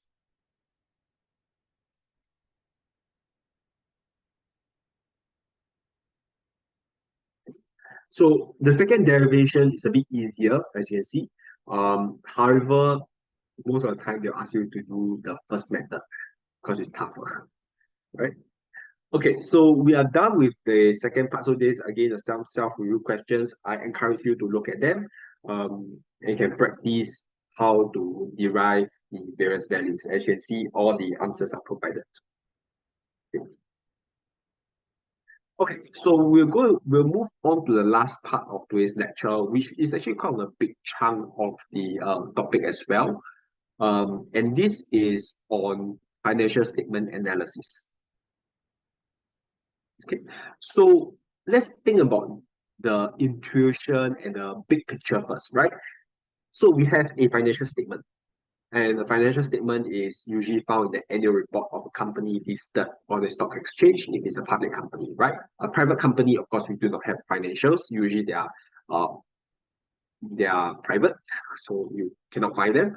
But a listed company, you can find them on the company's website. So the first thing that you usually want to think about is, let's say we have NTUC and Sheng Siong, right? Both are grocery companies. However, their size is very different. Recall we mentioned in the start of the lecture that NTUC might be the biggest in terms of market share. And simply because they're the biggest in market share, maybe their income statement is very big. The values are very big. Or maybe the balance sheet is very big, right? And so what we want to do, in order to compare Sheng Siong with NTUC, we need to standardize the financial statement. And how do we standardize it? We standardize it by using a base. And in the balance sheet, we use the total asset, TA, as the base.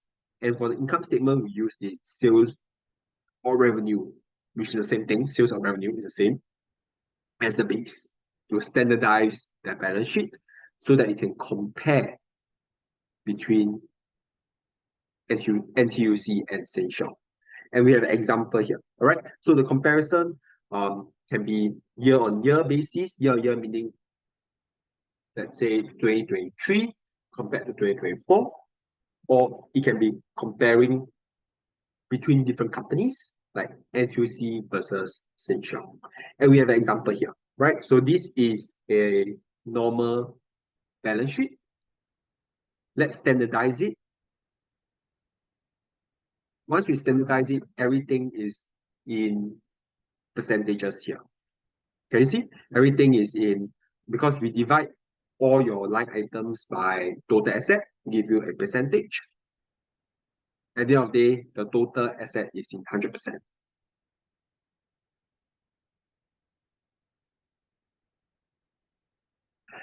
Yes. So regarding the question whether studying a slide is sufficient, yes, it will be sufficient for your exam and GPA.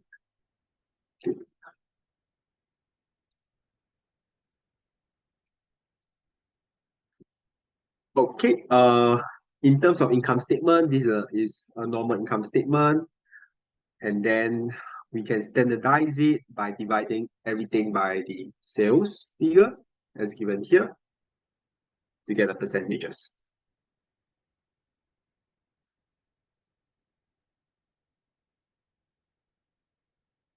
Okay, so ratio analysis is one of the biggest component of usually the first lecture, and this is the most important component. Why? Is because it's not easy to explain the ratios. Calculating ratios are generally quite easy. However, explaining the ratios are difficult. So I hope to spend a bit more time on this. And the reason is that using these ratios, we'll be better able to explain how the company is doing in general, right? So whenever we think about ratio analysis, right, always focus on your explanation, or of course, calculation should be generally okay. I think in most cases, you should be okay with your calculation, but explaining, you really need to focus on explaining. And the reason why we also usually, in any assessment, right, a lot of marks are allocated for explaining is because ratios are nowadays calculated by the computer, right? Usually how it works is that in any financial companies, what they do is they put all the numbers into, like, let's say, a simple Excel, and Excel basically calculates all the ratio for you. So because of that, usually the school like to test more on the explanation because calculating is usually done by computer nowadays, right? Yes, so they will be quite similar to what you have covered in your accounting. However, I'm not certain how deep your accounting professor actually went into the ratio analysis. And later I'll show you the kind of standard generally we would encourage you to have for this module. Right? So in terms of ratio analysis, the broad picture is that we have a couple of ratios that we're interested in. Liquidity ratio. Liquidity ratio means how quick can you raise cash to pay off your creditors or interest payment, right? So this is again called your short-term solvency ratio. We have your financial leverage, and this is relating more to your long-term health of the company, how stable your company is in terms of financial health in the long term. And for financial ratio, we are interested in things like long-term debt, right? Ability to meet the long-term debt obligations in order for them to continue functioning in the future. So long-term financial wealth of the company or health of the company. We have your asset management ratios. So asset management ratios relate more to your efficiency of the company. Is your company operating in an efficient way? Is it receiving their accounts receivable fast enough? Or is it trying to stretch accounts payable? And we look at the understanding of this in a bit, right? So this is how efficient the company is. Profitability ratio, usually I do not like to cover too much because it's the most easy. Like most of y'all will be able to explain in detail what this is, right? And last but not least, market ratio. So in terms of this course, there is a bit of less emphasis on market ratio because there's a whole course of market value ratios if you're interested in the finance trend. Right?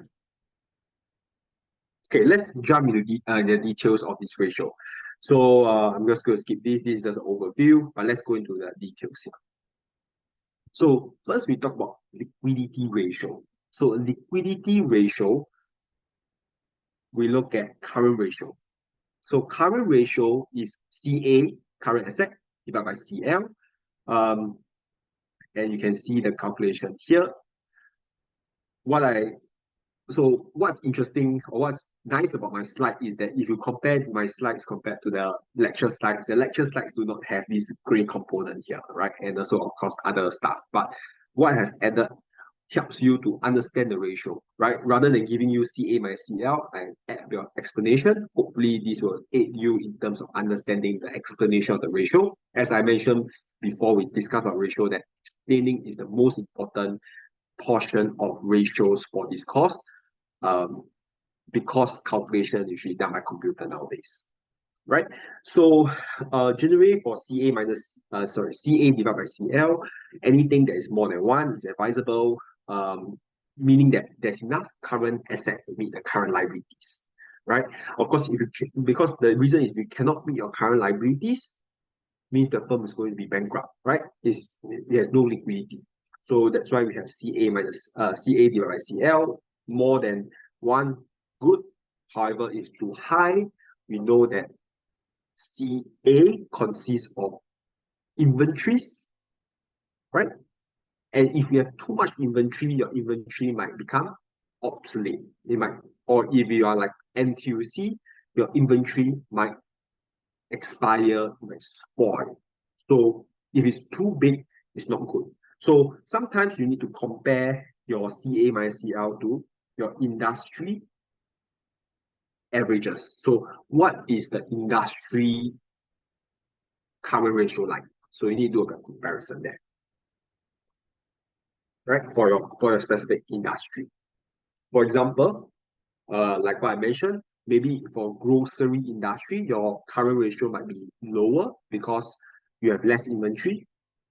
However, for let's say just manufacturing of paper products, your CA might divided by CL might be bigger because you have more inventory in terms of paper that you've produced, right? Because paper doesn't expire, doesn't spoil, right? You can manufacture it in advance.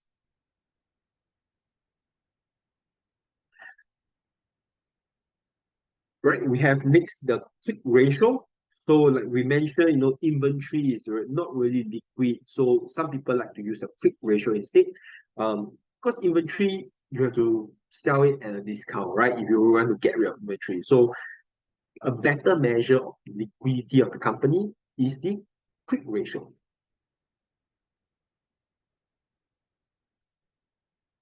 The most liquid ratio is they call the cash ratio. So you just use cash divided by CL, right? Of course, cash is the most liquid. Because the thing about accounts receivable sometimes is that accounts receivable, you have to ask your debtors to pay. Sometimes you don't want to pay, they have no money. So, it's also not easy to get your accounts receivable.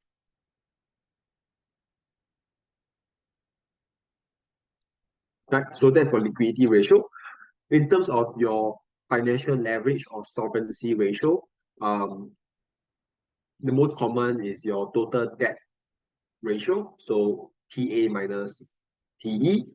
TE means total equity divided by total asset, right? So what is it trying to say?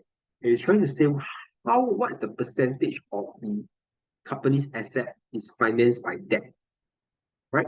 Debt is total asset minus total equity, right? So how much of it is financed by debt?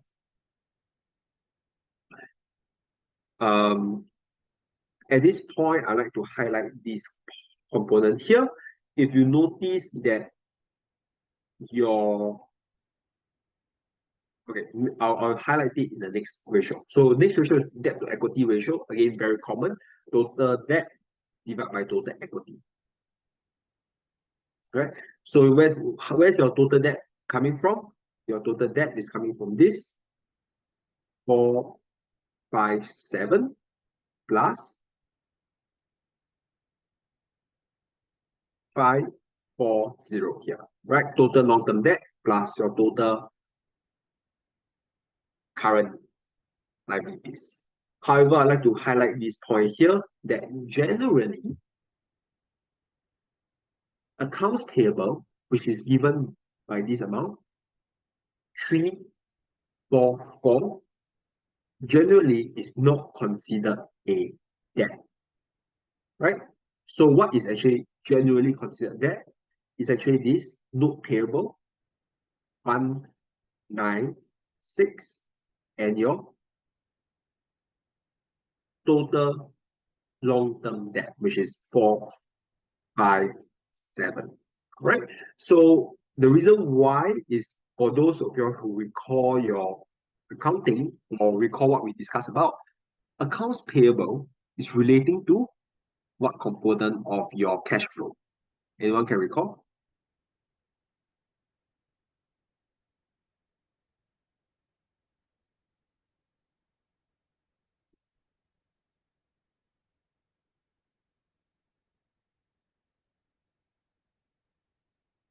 Okay, not really. No, it's not really relating to that. Your accounts payable is relating to your working capital, net working capital. Recall, net working capital is CA minus CL. And remember, what is the basic understanding of net working capital? It is the capital required for day-to-day operation of the business, right?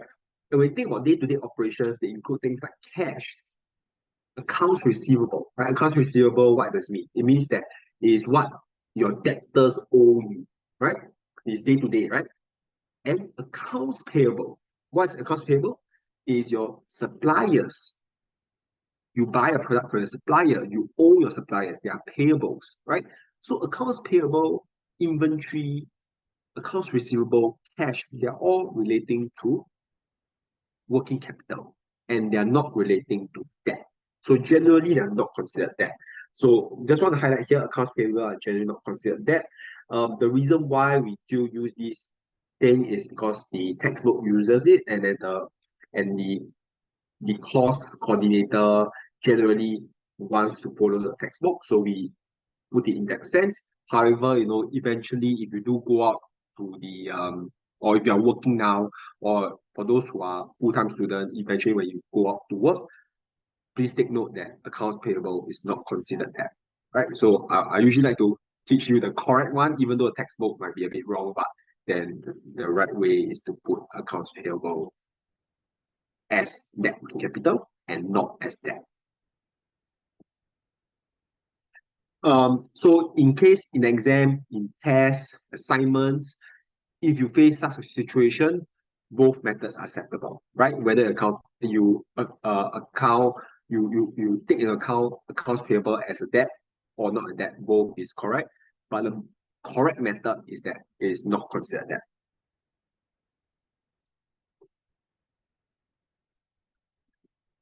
Equity multiplier. So what's equity multiplier? It's another way of expressing the solvency ratio. Is simply you just take 1 plus your debt to equity ratio, or you just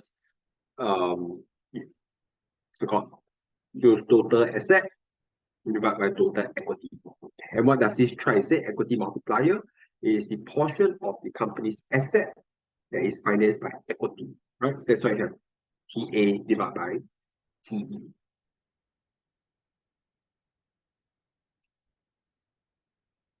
All right. Next, we have your time interest earned. And what does this mean, right? So time interest earned, now we are going to more of the interest-related ratios relating to solvency. And what does this try to say? It's trying to assess the ability of the company to meet its debt obligations. And so we take the EBIT, which is like the earnings before interest and tax, divided by interest. And so what is he trying to say? Is the ability of the company to service its debt obligations based on its income that it has, right? So of course, higher EBIT means that it's easier for the company to pay off the interest, right? So now it has 4.9 times. If it's higher, maybe 5 times, 6 times, means that its ability to pay off its interest is higher. Another interest-related ratio is your cash coverage ratio. And your cash coverage ratio is just trying to say that, you know what, EBIT actually considers depreciation. And the whole issue of depreciation comes about again because it's an accounting concept, it's not related to finance, and so we add back depreciation and we calculate the interest coverage, cash coverage. So it's the same as the time interest earned, but now we just add back depreciation.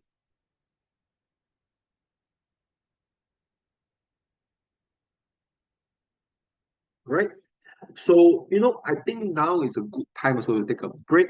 Our second break for today's lesson. And we'll come back in around 8 minutes. You can go for a toilet break, go get a tea or coffee, if you're tired. And we'll come back around 9:08. Last reminder, if you are trying to form your groups for GBA, take the time to reach out to your classmates. If not, if you want to randomly allocate it, don't worry as well. I'll just randomly allocate you, right? So let's take a quick break. And I do. Okay, yeah. So can I just confirm, owner's equity is basically like whatever the shareholders pay to buy the shares from the company, right? Yes, that's right. So owner's equity equals to shareholder equity, included, and it's the same as Basically, how much your yeah. company is worth based on shares, lah. Yes, that's right. Okay, thanks. Just want to confirm. Thank you. Yeah, no problem. Okay, maybe we'll answer this question. I do see a question, but it's just directly to me. Let's answer this question before I take a break. So, question is, why is accounts payable not debt since it's money that the company owes the vendor or supplier? That's a very good question. So, again, I repeat the question, why is accounts payable not considered debt, even though it's money that's owing, right, to the supplier? So the last word is the key to your answer, to answering that question. Is money that's owing to supplier or vendor, right? And what is supplier for? Supplier is generally used for day-to-day operations, right? You are buying inventory or you buy raw material, is for a supplier, right? Is really a supplier. And so buying raw material for a supplier, this raw material is used for day-to-day operations, right? Let's say you're a manufacturing company, you're manufacturing I don't know, computer chips, not computer, let's say computer, and you need to buy plastic from a supplier. Buying plastic is used for your day-to-day operations, right? As a manufacturing company. This is the reason why uh, the accounts payable relating to purchase of raw material from supplier is relating to net capital, net working capital, or is relating to working capital of the company. Now, when we think about debt, debt is relating to things like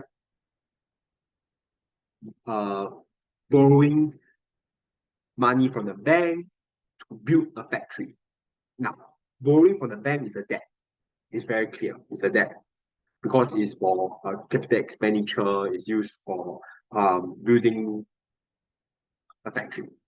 Or let's say you borrow money to buy a motor vehicle, buy a car, buy a lorry. So those are physical, like fixed asset that you buy that is financed by debt, right? So that is a debt, right? So I hope you can see why accounts payable is not a debt.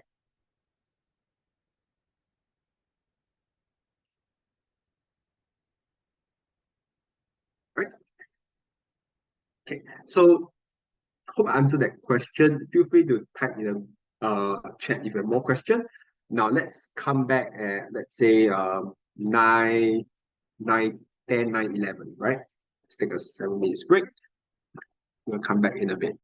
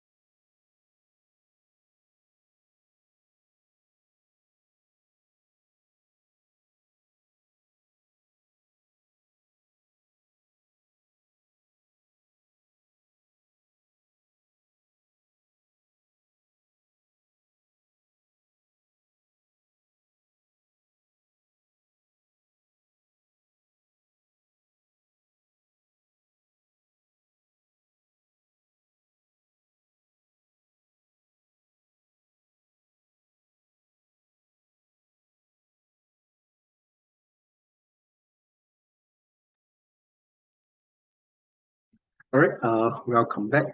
So I do see a question here. I wanted to check, how do I know which I'm good and which I'm bad? Remember that.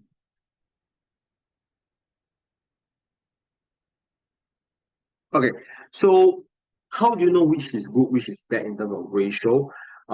We do have a very extensive example to illustrate this. I think it's more of a so-called self reading that you should do later. I included in the slides. So there's no, like what I say, there's no really good or bad ratios. You really have to look at it in context in terms of the trend, whether is it increasing, is it decreasing across time, compare it with the industry peers. Do you know whether it's a good or bad situation for the company, right? In terms of, let's say, debt to equity, or let's say another ratio like the equity multiplier, right? So you need to look at it in context in terms of trends across time and in terms of comparison to industry averages. And we have some pointers to take note later that I've taken down for you to actually allow you to explain or help you to structure your explanation. In terms of the second question, I've tried to understand CFA. Can you explain what is net? Okay, so if your question is specifically for net fixed asset, so net fixed asset, what does it mean? Maybe I'll just see what's the best way to do it. Okay, so I'll just pull up my notes so I can just write it here, which is a blank page. It's easier.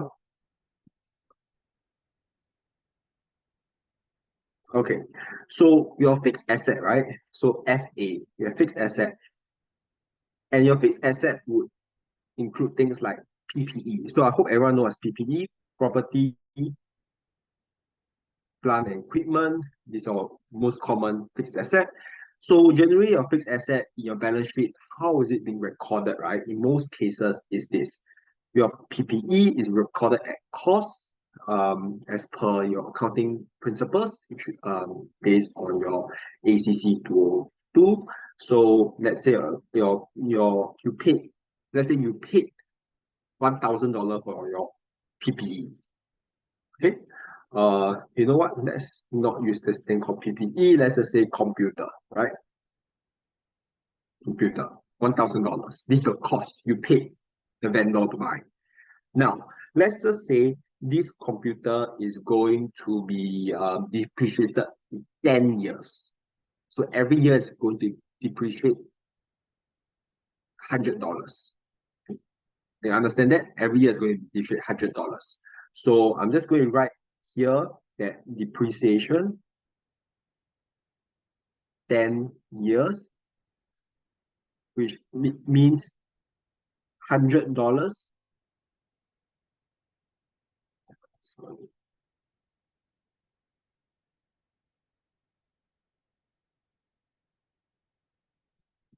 To put, which means $100 per year of depreciation. Okay, so let's say this PPE has been for 3 years already, right?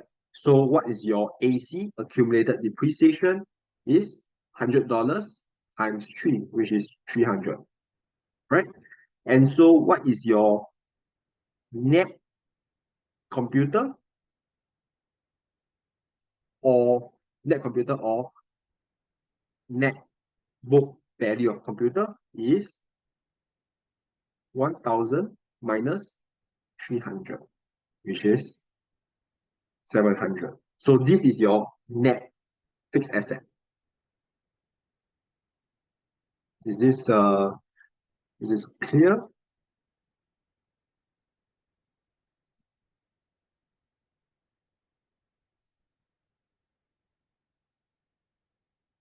All right. So I hope this is clear. What is net fixed asset? Let me know if you have any other questions. Okay. So let's jump back into what we left off before the short break. We're just going to move on to our asset management ratios. So asset management ratios, like what we discussed at the start of this portion of the lecture, is about efficiency, right? So there are a few things that we're interested in. First is your inventory turnover. So inventory turnover, we're looking at how efficient the inventory is being turned over. And what does this mean? It means the number of times the warehouse is being emptied. So it shows how fast the company is selling the products, right? And so how do we calculate this? We take the cost of goods sold, divide by average inventory. Okay, so at this point, I'm just going to put a star here at average, right? And what does this mean? It means that we use average, meaning beginning plus ending divided by 2. Okay, in this question, we are only given the balance sheet as of 2014, and so we just take 422, which is given here. Right? Let's say we are also given the balance sheet of 2013, right? Last year. And let's say the inventory amount is 300.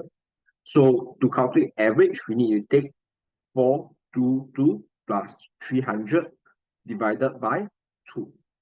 And then we use this figure inside here. Okay, so this is very important. I want to highlight to you again. If a question gives you 2 years of balance sheet, for this ratio, it is mandatory to calculate average. It's not optional thing. Now, in this question, because they only give you 1 year, you don't have to calculate average. Correct? Generally, calculating inventory turnover is not enough because it's very hard to understand what's inventory turnover. So, people usually like to calculate this called day sales inventory. It basically takes the number of days, 365, divided by inventory turnover, and gives you this, right? In days. So once you see things in days, it's kind of easy to understand. So it actually says how long the inventory is sitting on the shelf before it's being sold. Right? So the inventory is sitting on the shelf for 114 days before it's being sold. And I'd like to go back to the question that a friend of yours have asked. Is this means a good or bad thing? Right? Is 114 good or 114 bad? It's very hard to tell, right? So we need to bring this into context. So what company is this? Is this NTUC, right? If it's NTUC, you don't even need to compare. Just by looking at number 114 days for your grocery to be sold,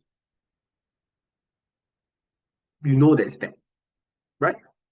Regardless of the type of grocery, it's bad. Yeah, it can be a canned food, right? But even a canned food, it takes 100 days to sell a canned food, is bad, right? So really to come understand where it's good or bad, you need to bring it to context. And this is one of the pointers I have mentioned in a later slide to help you structure your argument or structure your explanation to bring context in, right? Of course, if this company is a car manufacturing company or car reseller, then maybe it's not so bad. 114 days to sell a car, not too bad, maybe the economy is not doing too well, people are not buying car. So 114 is still all right, right? So it really depends. So to bring context in is important. The next ratio, receivable turnover. Again, you see it's quite similar. We just take the net, credit sales divided by average again. This is important. Now, one more important thing about this ratio is credit sales. This is a big star. I'm going to put 3 stars here because questions can be very tricky.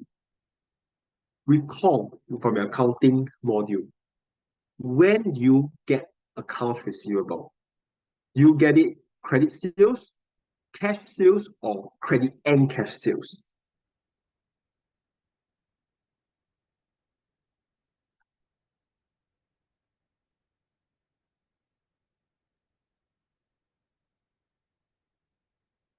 So my question is, when do you record accounts receivable?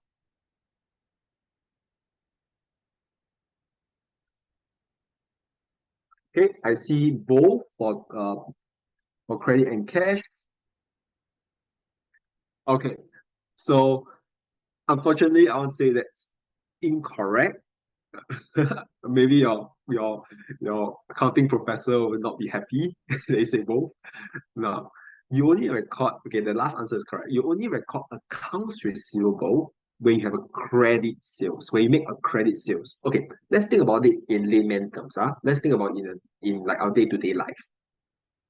If you go to your provision shop downstairs, your block, if you're going to buy a bag of chips, you're going to pay cash. Is there any credit that's involved? No, right? You pay cash, you pay $5 cash, you get your bag of chips. There's no credit per se. Now, when does credit comes about? Let's say you pay using a credit card. Then now there's a bit of credit involved, right? Can you see that? Okay, pay with credit card, the provision shop must get the money from the credit card company before they record the whole transaction and everything. And so there's a credit sales. And that's where there's accounts receivable, right?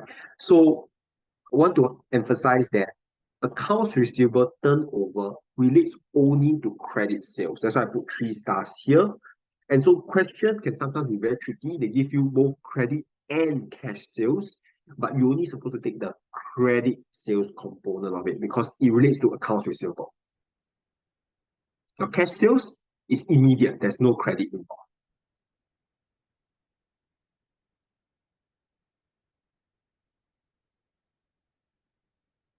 Now, once you have picked the right number for credit sales only, you can calculate your day sales. Again, the reason why you calculate day sales in receivables is because it's very hard to understand what is 12.3 times, right? So you want to put it in days, you calculate 30 days, it means how long it takes to collect your receivables.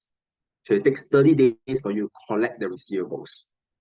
Question: for your receivables, is a larger number 30 days, is it better or worse compared to 40 days? Which one is better, 40 days or 30 days for your day sales receivable? Yeah, okay, that's right. So all of you can see that 30 days is better. And I hope you understand that the shorter is better, right? It means that you're getting money faster. You want money to receive the money faster. Very good. Prof, for the Yeah. previous slide, right? If the question doesn't state credit, like it just states like this is just sales, right? Do we assume it's Yeah. just credit sales, or because this doesn't state whether it's cash sales or credit sales? So if the question doesn't state, you assume it's just credit sales. Yes. Okay, thank you. Correct. Okay. But usually just want to emphasize, usually how the questions would segregate credit and cash sales is sometimes they have like asterisks here, and then like at the bottom of the statement they'll say like what, maybe 30% is cash sales, something like that. Usually how they do it is like a small asterisk. So just take note.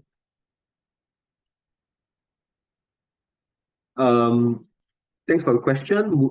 The next one is the next asset management ratio is your payable ratios. So your payable ratios relate to your accounts payable. So you take your cost of goods sold, divide by average again, your average accounts payable.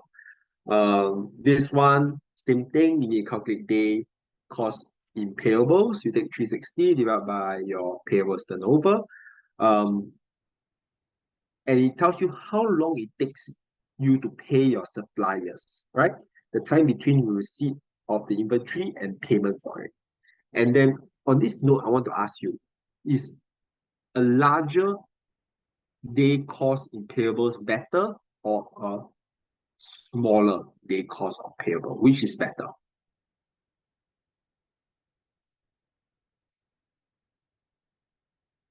Okay. I see there's one depends. Larger, most people say larger. Oh, now they have some smaller. Okay, so let's think about it. Okay, so now, okay, we have like a mix of answers already. So it sounds like 50-50, smaller 50, 50% say smaller, 50% say larger. So let's think about it, right? What does a day cost in payable means? It means how long you take to pay your suppliers. Okay, and suppliers are relating to inventory purchase, right? So how long you take to pay them back? Now, as a company, think about it. Do you want to pay them quickly, or do you want to pay them as late as possible as a company? Okay, some okay. Maybe if you want to pay quickly, you're very honest, right? But as a company, right, generally you want to pay as late as possible. I hope you can see that, right? If you want to pay quickly, okay, you're very good, you're very prompt, you want to pay quickly. But as a company, companies are very bad, they are like, they want to drag the payment as much as possible, right? So you want to pay later, right? For example, because imagine let's say, right, you can pay them, let's say you're supposed to pay them 30 days, but you pay them in 60 days. Imagine you can use the money for that additional 30 days to do investment, you can buy more things, you can do a lot of things, right? So you can pay them as late as possible. I like your point that you mentioned that if you pay too late, your reputation might drop as well. Yeah, so there is a bit of issue there as well. But generally, the later you can get, the better it is. So in this sense, the larger your day cost in payable, the better, right? The longer the days is better. I think you're right. What you mentioned is see the credit terms given by supplier. That's a good point. You need to make sure that you see the credit terms.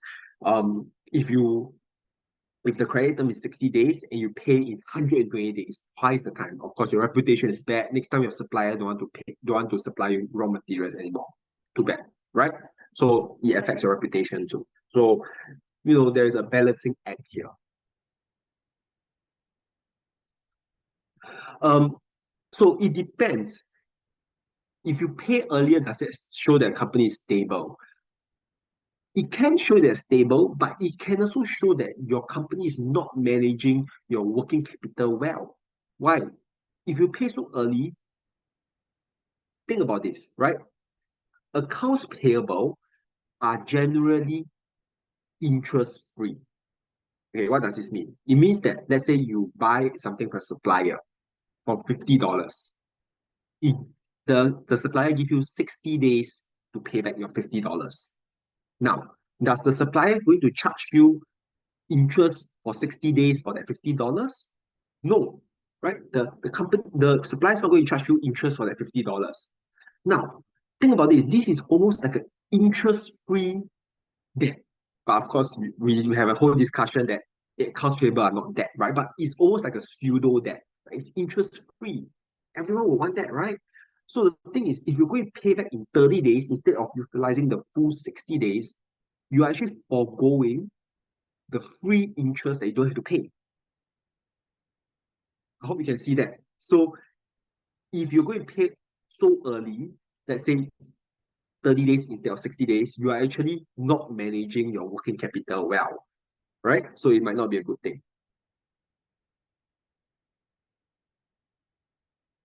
Yeah, right. You can do something more beneficial. You're right.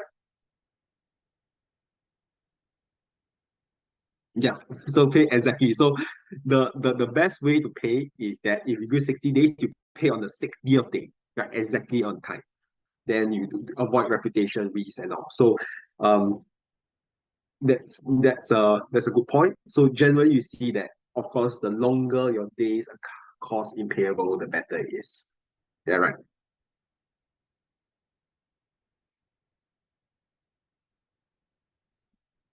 Okay, there are some other asset management ratios that we like to consider is more of the total asset turnover. So you take your sales divided by total asset, and it basically shows you how efficient your asset is generating sales, right? Because you take your sales divided by total asset. So how efficient asset is generating sales? Again, 0.64 doesn't really mean much, so you need to really compare it with across time, across a couple of years, or to the industry averages. Capital intensity ratio, you basically just split the total asset turnover ratio. So you take TA divided by sales. It measures, amount of capital required to generate $1 of revenue.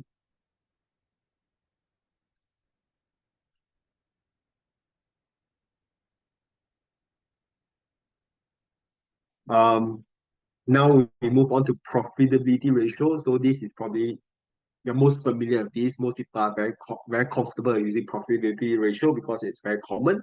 You have your profit margin, the state net income divided by sales. Gross margin, I like to emphasize on this ratio because this is something most people overlook, right? They don't calculate gross margin. And gross margin is one of the most important ratios to calculate. And the reason being is that it actually shows the pricing power of the firm. What does this mean? It means that how much the firm can price the product versus the cost, right? So, for example, things like alcohol products.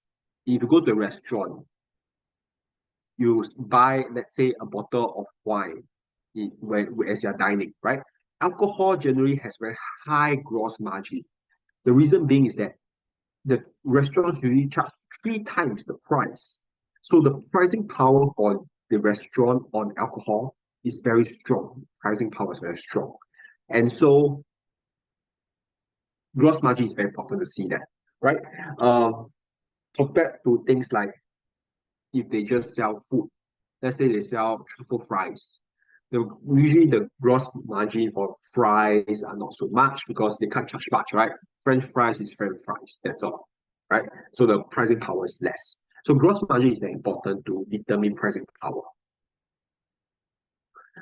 In terms of your EBIT margin, so EBIT margin, you just use EBIT divided by sales. It's another way to look at the profitability instead of using net income. There is some commentaries here. You can just read about it. What is this trying to say here, right? I just summarize is that some people like to use EBIT margin, some people like to use operating margin. And the reason why there is this difference between operating margin and EBIT margin is because there are some, or not some, but actually many companies have various streams of revenue. So streams of revenue meaning what? Let's say we have a manufacturing company. The primary source of income is they manufacture computers. Let's just say manufacture computers. Now, while they manufacture computers, maybe they have another stream of income doing servicing of computer. They service the computer, they receive money, right? However, the servicing stream of income is very little. And so whenever we assess the company, sometimes they like to look at the operating margin because the servicing is more like the support function to support the customer. So it's not really the operation of a business. It's more like a supporting stream of income, right? So that's why there is a difference between EBIT margin and operating margin. So this is what I'm trying to say, right? At the same time also, why we like to use EBIT or operating margin compared to versus the net income is because recall net income is after you less off depreciation, you less off your interest, right? INT, right? Interest expense. Now we have again talked about this so many times. Depreciation accounting concept, we shouldn't even include it, right? We should add it back. Interest expense, this relates to debt, right? So if a company takes on a lot of debt, they're going to be penalized by the amount of interest expense.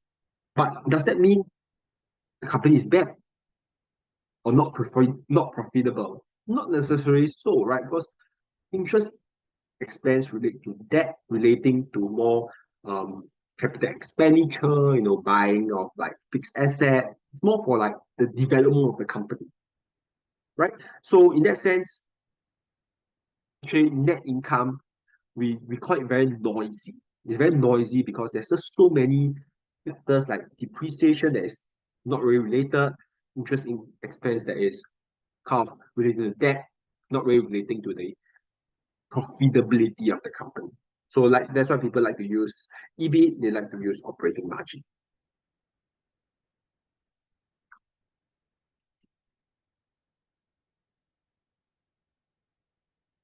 right? We do have other profitability ratios. I believe you have seen this as well. Return on asset, return on equity. So return on asset means the net income divided by total asset is how much the company earns per dollar of asset. Return on equity, very common as well. How much the shareholder earn.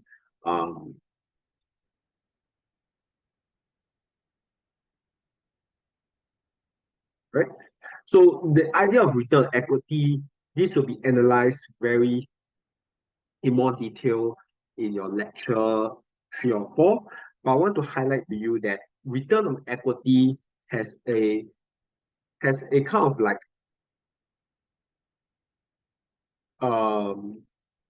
varying impact based on the amount of debt you have, right? And we'll look at this in detail in I think lecture 3 or 4, right? So basically the general idea is the higher the debt,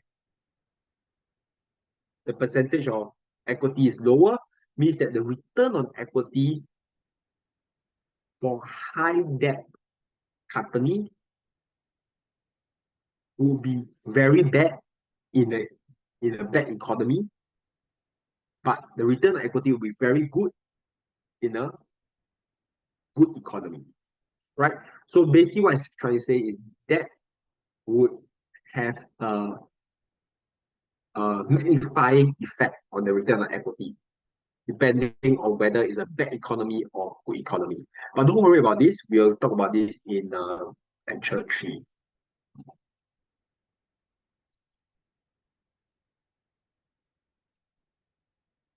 Right, we have some market value measures. We have the earnings per share. So you just take earnings divided by number of shares. We have the PE ratio. So price to earnings, price per share divided by earnings per share. Generally, investors want a higher PE ratio, right? And the reason why is that remember the goal of the corporation is to maximize the share price, right, for the shareholders. So the higher the price per share, better, right? So higher PE generate better. Like in terms of investments, let's say you want to buy a share now, you want to invest in a company. If the PE is too high, maybe it's not a good time to invest because the company might be overvalued, right? People are saying that, oh, maybe it's like, oh, the share price is just too high, but the earnings is not too much, right? So unless there's a good reason why the price is so high, maybe you shouldn't buy it.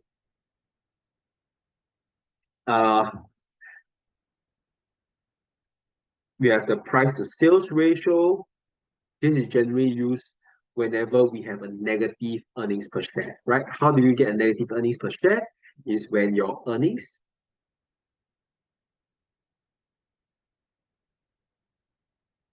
is negative, right? Where earnings is negative, the negative PE ratio doesn't really mean much, so you use the price to sales ratio.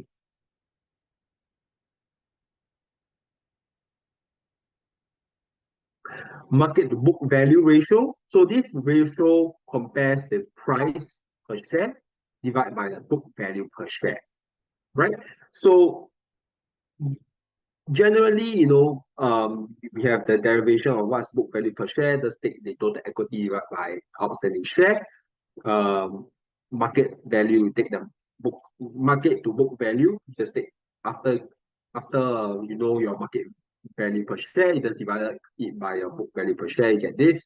And the idea is that, what's the whole idea behind this?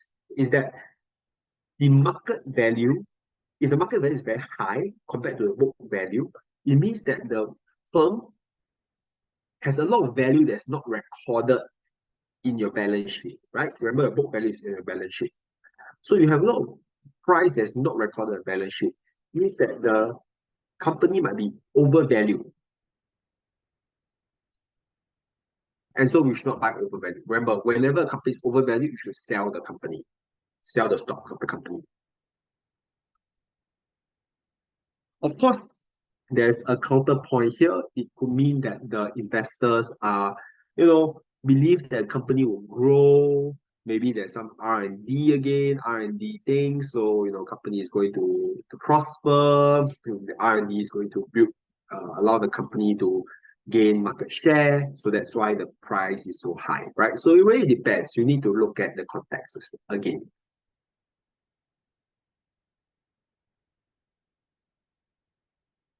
Now we have this thing called the DuPont analysis. And before we go into the whole DuPont explanation, the idea, right? The intuition, the layman terms of the DuPont analysis is just basically this, right? We just want to determine what components of the ratios are driving the return on equity, right? So the DuPont analysis really focuses on return on equity. And we want to determine which component. And the three components, broadly speaking, is your profit, your efficiency, and your leverage, right? The three key things that we talk about. So how they are driving your return on equity. So generally how DuPont analysis works is you compare the DuPont analysis across time. So you compare it last year versus this year, and you compare it with the three components, and you see which component is increasing the most or decreasing the most. And so this relates to which component is driving the return on equity, right? And so this is how we can derive the derivation of the profit margin, asset turnover, and leverage. And you notice that if you cancel all this, it gives you net income divided by total equity, which is the return on equity.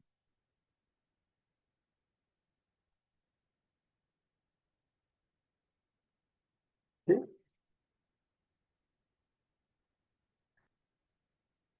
Right, so I won't go through this because this was covered earlier. Can just have a look. What does it all means? It was covered individually as we went through the various ratios. This is just the calculation of the DuPont. The components, as you can see here. So I'll not be really emphasizing on this. You can try to do a calculation. And maybe the second last thing I would like to talk about is this thing called growth, the meaning of growth. And why I would like to talk about this is because earlier I think a friend of yours mentioned about this thing about dividends, whether dividends distributed would impact the growth of the company, right? And so I would like to discuss this again based on this not last slide, but the last few slides on growth determinants. And so this is your DuPont analysis, right? Your operating efficiency, the profit margin, your efficiency, and your debt structure. Now, your dividends policy is actually a very important component, and this is what your friend is trying to say, right? How much the firm is trying to pay out will impact the growth of the firm in the future, right? Because you pay out the money to your shareholders, means that the money is not being kept in the company to invest more stuff, right? R&D, whatever. And so because of that, usually company is quite interested to find out what is the sustainable growth rate. And the idea of the sustainable growth rate is the money that is being generated by the company is then being kept in the company to generate more money. That's why it's called sustainable, right? And so how do we calculate sustainable growth rate? Use the ROE, return on equity, times the retention rate. And how do we calculate retention rate? We take 1 minus the dividend payout, right? Basically what it means that what is the money that's not being paid out.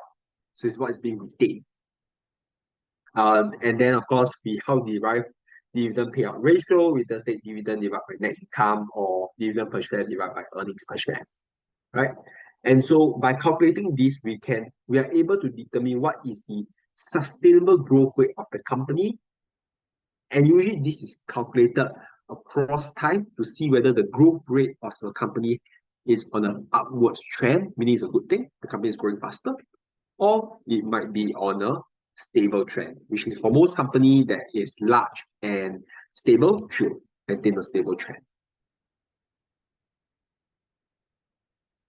So G is the growth rate without the need to use debt or equity. So it's sustainable. So the cash generated within company is retained and invest in other stuff in the company.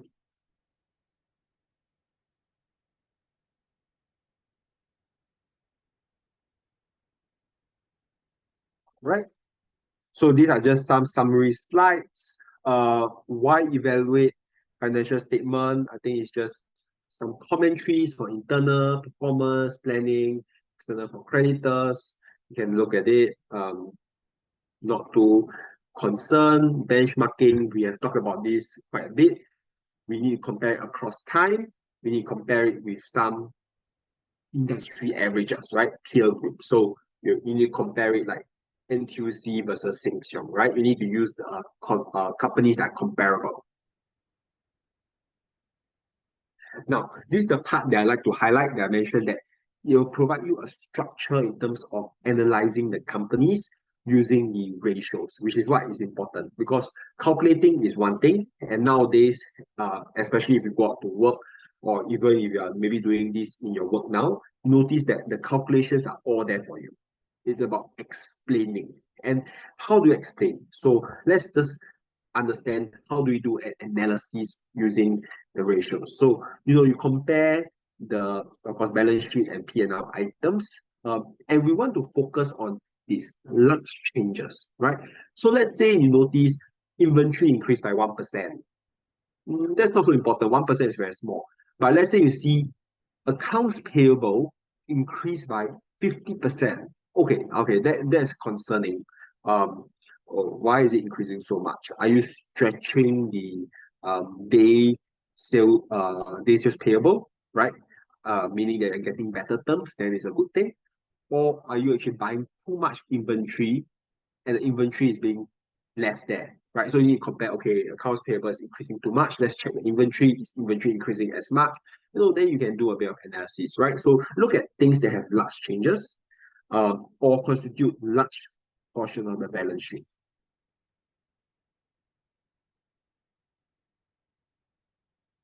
So again, you have to compare ratios across time, as we mentioned. But more importantly, we don't want to do it mechanically, right? Mechanically meaning that we just compare all the ratios across time. No, we don't want to do that. We want to be very specific and focused. So let's look at ratios that is important for the industry. So let me try to put this in context for you. Let's just say you are NTUC, right? When you're comparing the ratios, what's important? You want to be very focused on your inventory turnover ratios, right? Because because we know that food is perishable, so we want to make sure that your inventory turnover is maintained at a sustainable rate to ensure that products are not they don't spoil. And because if they spoil, they are being written off, right? You can't sell them anymore. So we want to look at ratios is important for the industry. And let's say if it's a grocery store, inventory turnover is very important.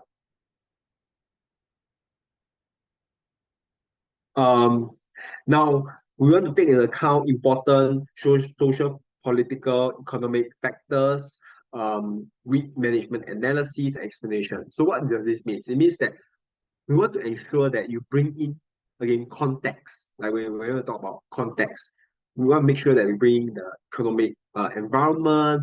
Is there any political situation in the region? Whenever we do analysis on the ratio, bring context and region, why is reasons why there's a change. Some of you might have seen this before. There's this thing called Porter's 5 forces model. We can use this as a good way to bring context, as a framework to bring context, to explain the variance and changes that we see. Right? If you have not seen this before, you can simply Google it. There's a very good explanation on it. Last 2 points I want to highlight is that we want to comment on one of the exceptional items and black swan events. And what does this mean? Let me put this in context for you. So if we are going to analyze SIA, right, Singapore Airlines, Of course, we all know that the pandemic happened, travel was forbidden, we couldn't travel. And we know that the years of 2021, 2022 were very bad for the aviation industry, right? And so these are one-off events, they're black swan events, basically events that only happen once in a blue moon, right? Once in many 100,000 years, right? And so when these kind of things happen, we want to make sure we make some commentaries if we are analyzing company like SIA. Of course, if we're going to analyze, I don't know, let's say a computer manufacturing company, maybe the whole COVID situation doesn't really impact manufacturing of computers unless you find some link, right? Maybe it doesn't, so you shouldn't comment on that. But if you are commenting on SIA, for sure you need to talk about the Black Swan event. If you don't talk about it, most likely you will lose some marks because you're not really in context. Understanding impact of impairment, write-off, recurring and non-recurring items. So these are important. Why? Whenever there's a impairment, whenever there's a write-off, usually there's a issue either with the inventory, either with the management of inventory, or, there's usually some issues, right? And again, I want to put this in context for you. Let's say, I think recently there was quite a bit of news about Toyota cars being recalled, right? Recalled means the manufacturers take it back from you because of certain manufacturing fault. And whenever they do a recall like this, right, like Toyota doing a recall, they have to record impairment, because what do they have to do? They have to write off the asset, they have to pay the customer or give them a new car, right? And so whenever there's such an issue, there's a write-off, there's an impairment, you need to comment about it because it doesn't happen every day, right? It's a non-recurring item in the balance sheet.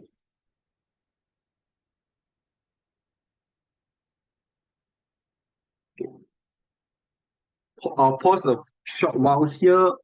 Any questions? So this slide is really just to give you a structure of how you can provide commentaries on your ratio analysis. And with a good reference whenever you are required to do ratio analysis. All right, so we are actually kind of done. I just want to, so these are some self-review questions. Now, there's this self-review slide here.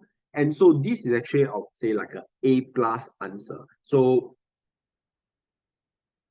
this company called Spindex, it's actually a listed company on Singapore Stock Exchange. There's some summary of what happens, about more of the company, and you see that there's things like SWOT analysis being done. But what I would like to focus on is this, right? So there's some things like peer selection. So these are quite a bit of write-up. Now, what I'd like to focus on this. So this is like the analysis of the income statement. From I think probably it's the first time or first few times you're doing such an analysis. Using this format, see the language of how they explain will be very important if you are being asked to do a ratio analysis, right?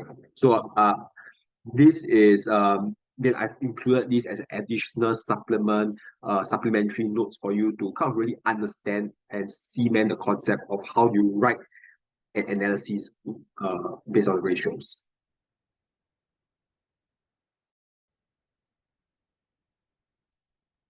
Page 3. Okay, I think I see a question. Is it 328? Let's see. No, you can. Okay, so I want to say that you shouldn't just use 3-28, which is this, because these do not cover all the ratios. So you need to know this one here, 310. So these are all the ratios. Not all, but actually there's some additional ones I just noticed, like This one you don't need to know. So basically, all the ratios that we have covered in detail, you should know that. All right.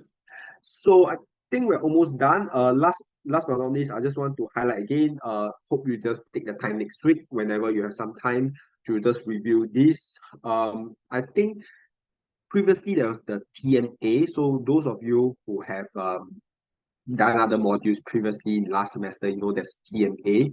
And now that's no longer there, it's a class test. So last time the TMA, if you review the previous year's TMA, most of the time they ask you to do a ratio analysis. And that's why having this framework in place is important and on this example. But now there's MCQ, unlikely they'll ask you to do like they can't ask you to write something, right? It's MCQ. So of course, there are other means that they might try to assess whether you can't understand how to explain ratios, so it can be in your final assessment as well. So do take note of this. So just look at the question, because usually exam, if you look at last year's paper, they don't really ask you to do extensive SWOT analysis. The questions are very specific, right? So just look at how the questions are being tested in the exam. Right?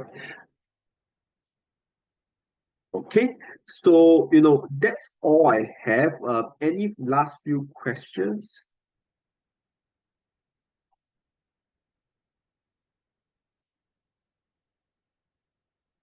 So it's an MCQ. Whether is it during, I think it's most likely not. So look out for the announcement. I think for our module, it's not being announced yet. So just look out for announcement, because I know for other modules, it is being scheduled on a Saturday. But for FIN 203, it's not announced yet. So just have a look out for it. And it's 10 MCQ, so it's not too bad. Right? Okay, so I think that's all we have in terms of time. Let me just pause the recording as well, so we save it. I'll be posting the recording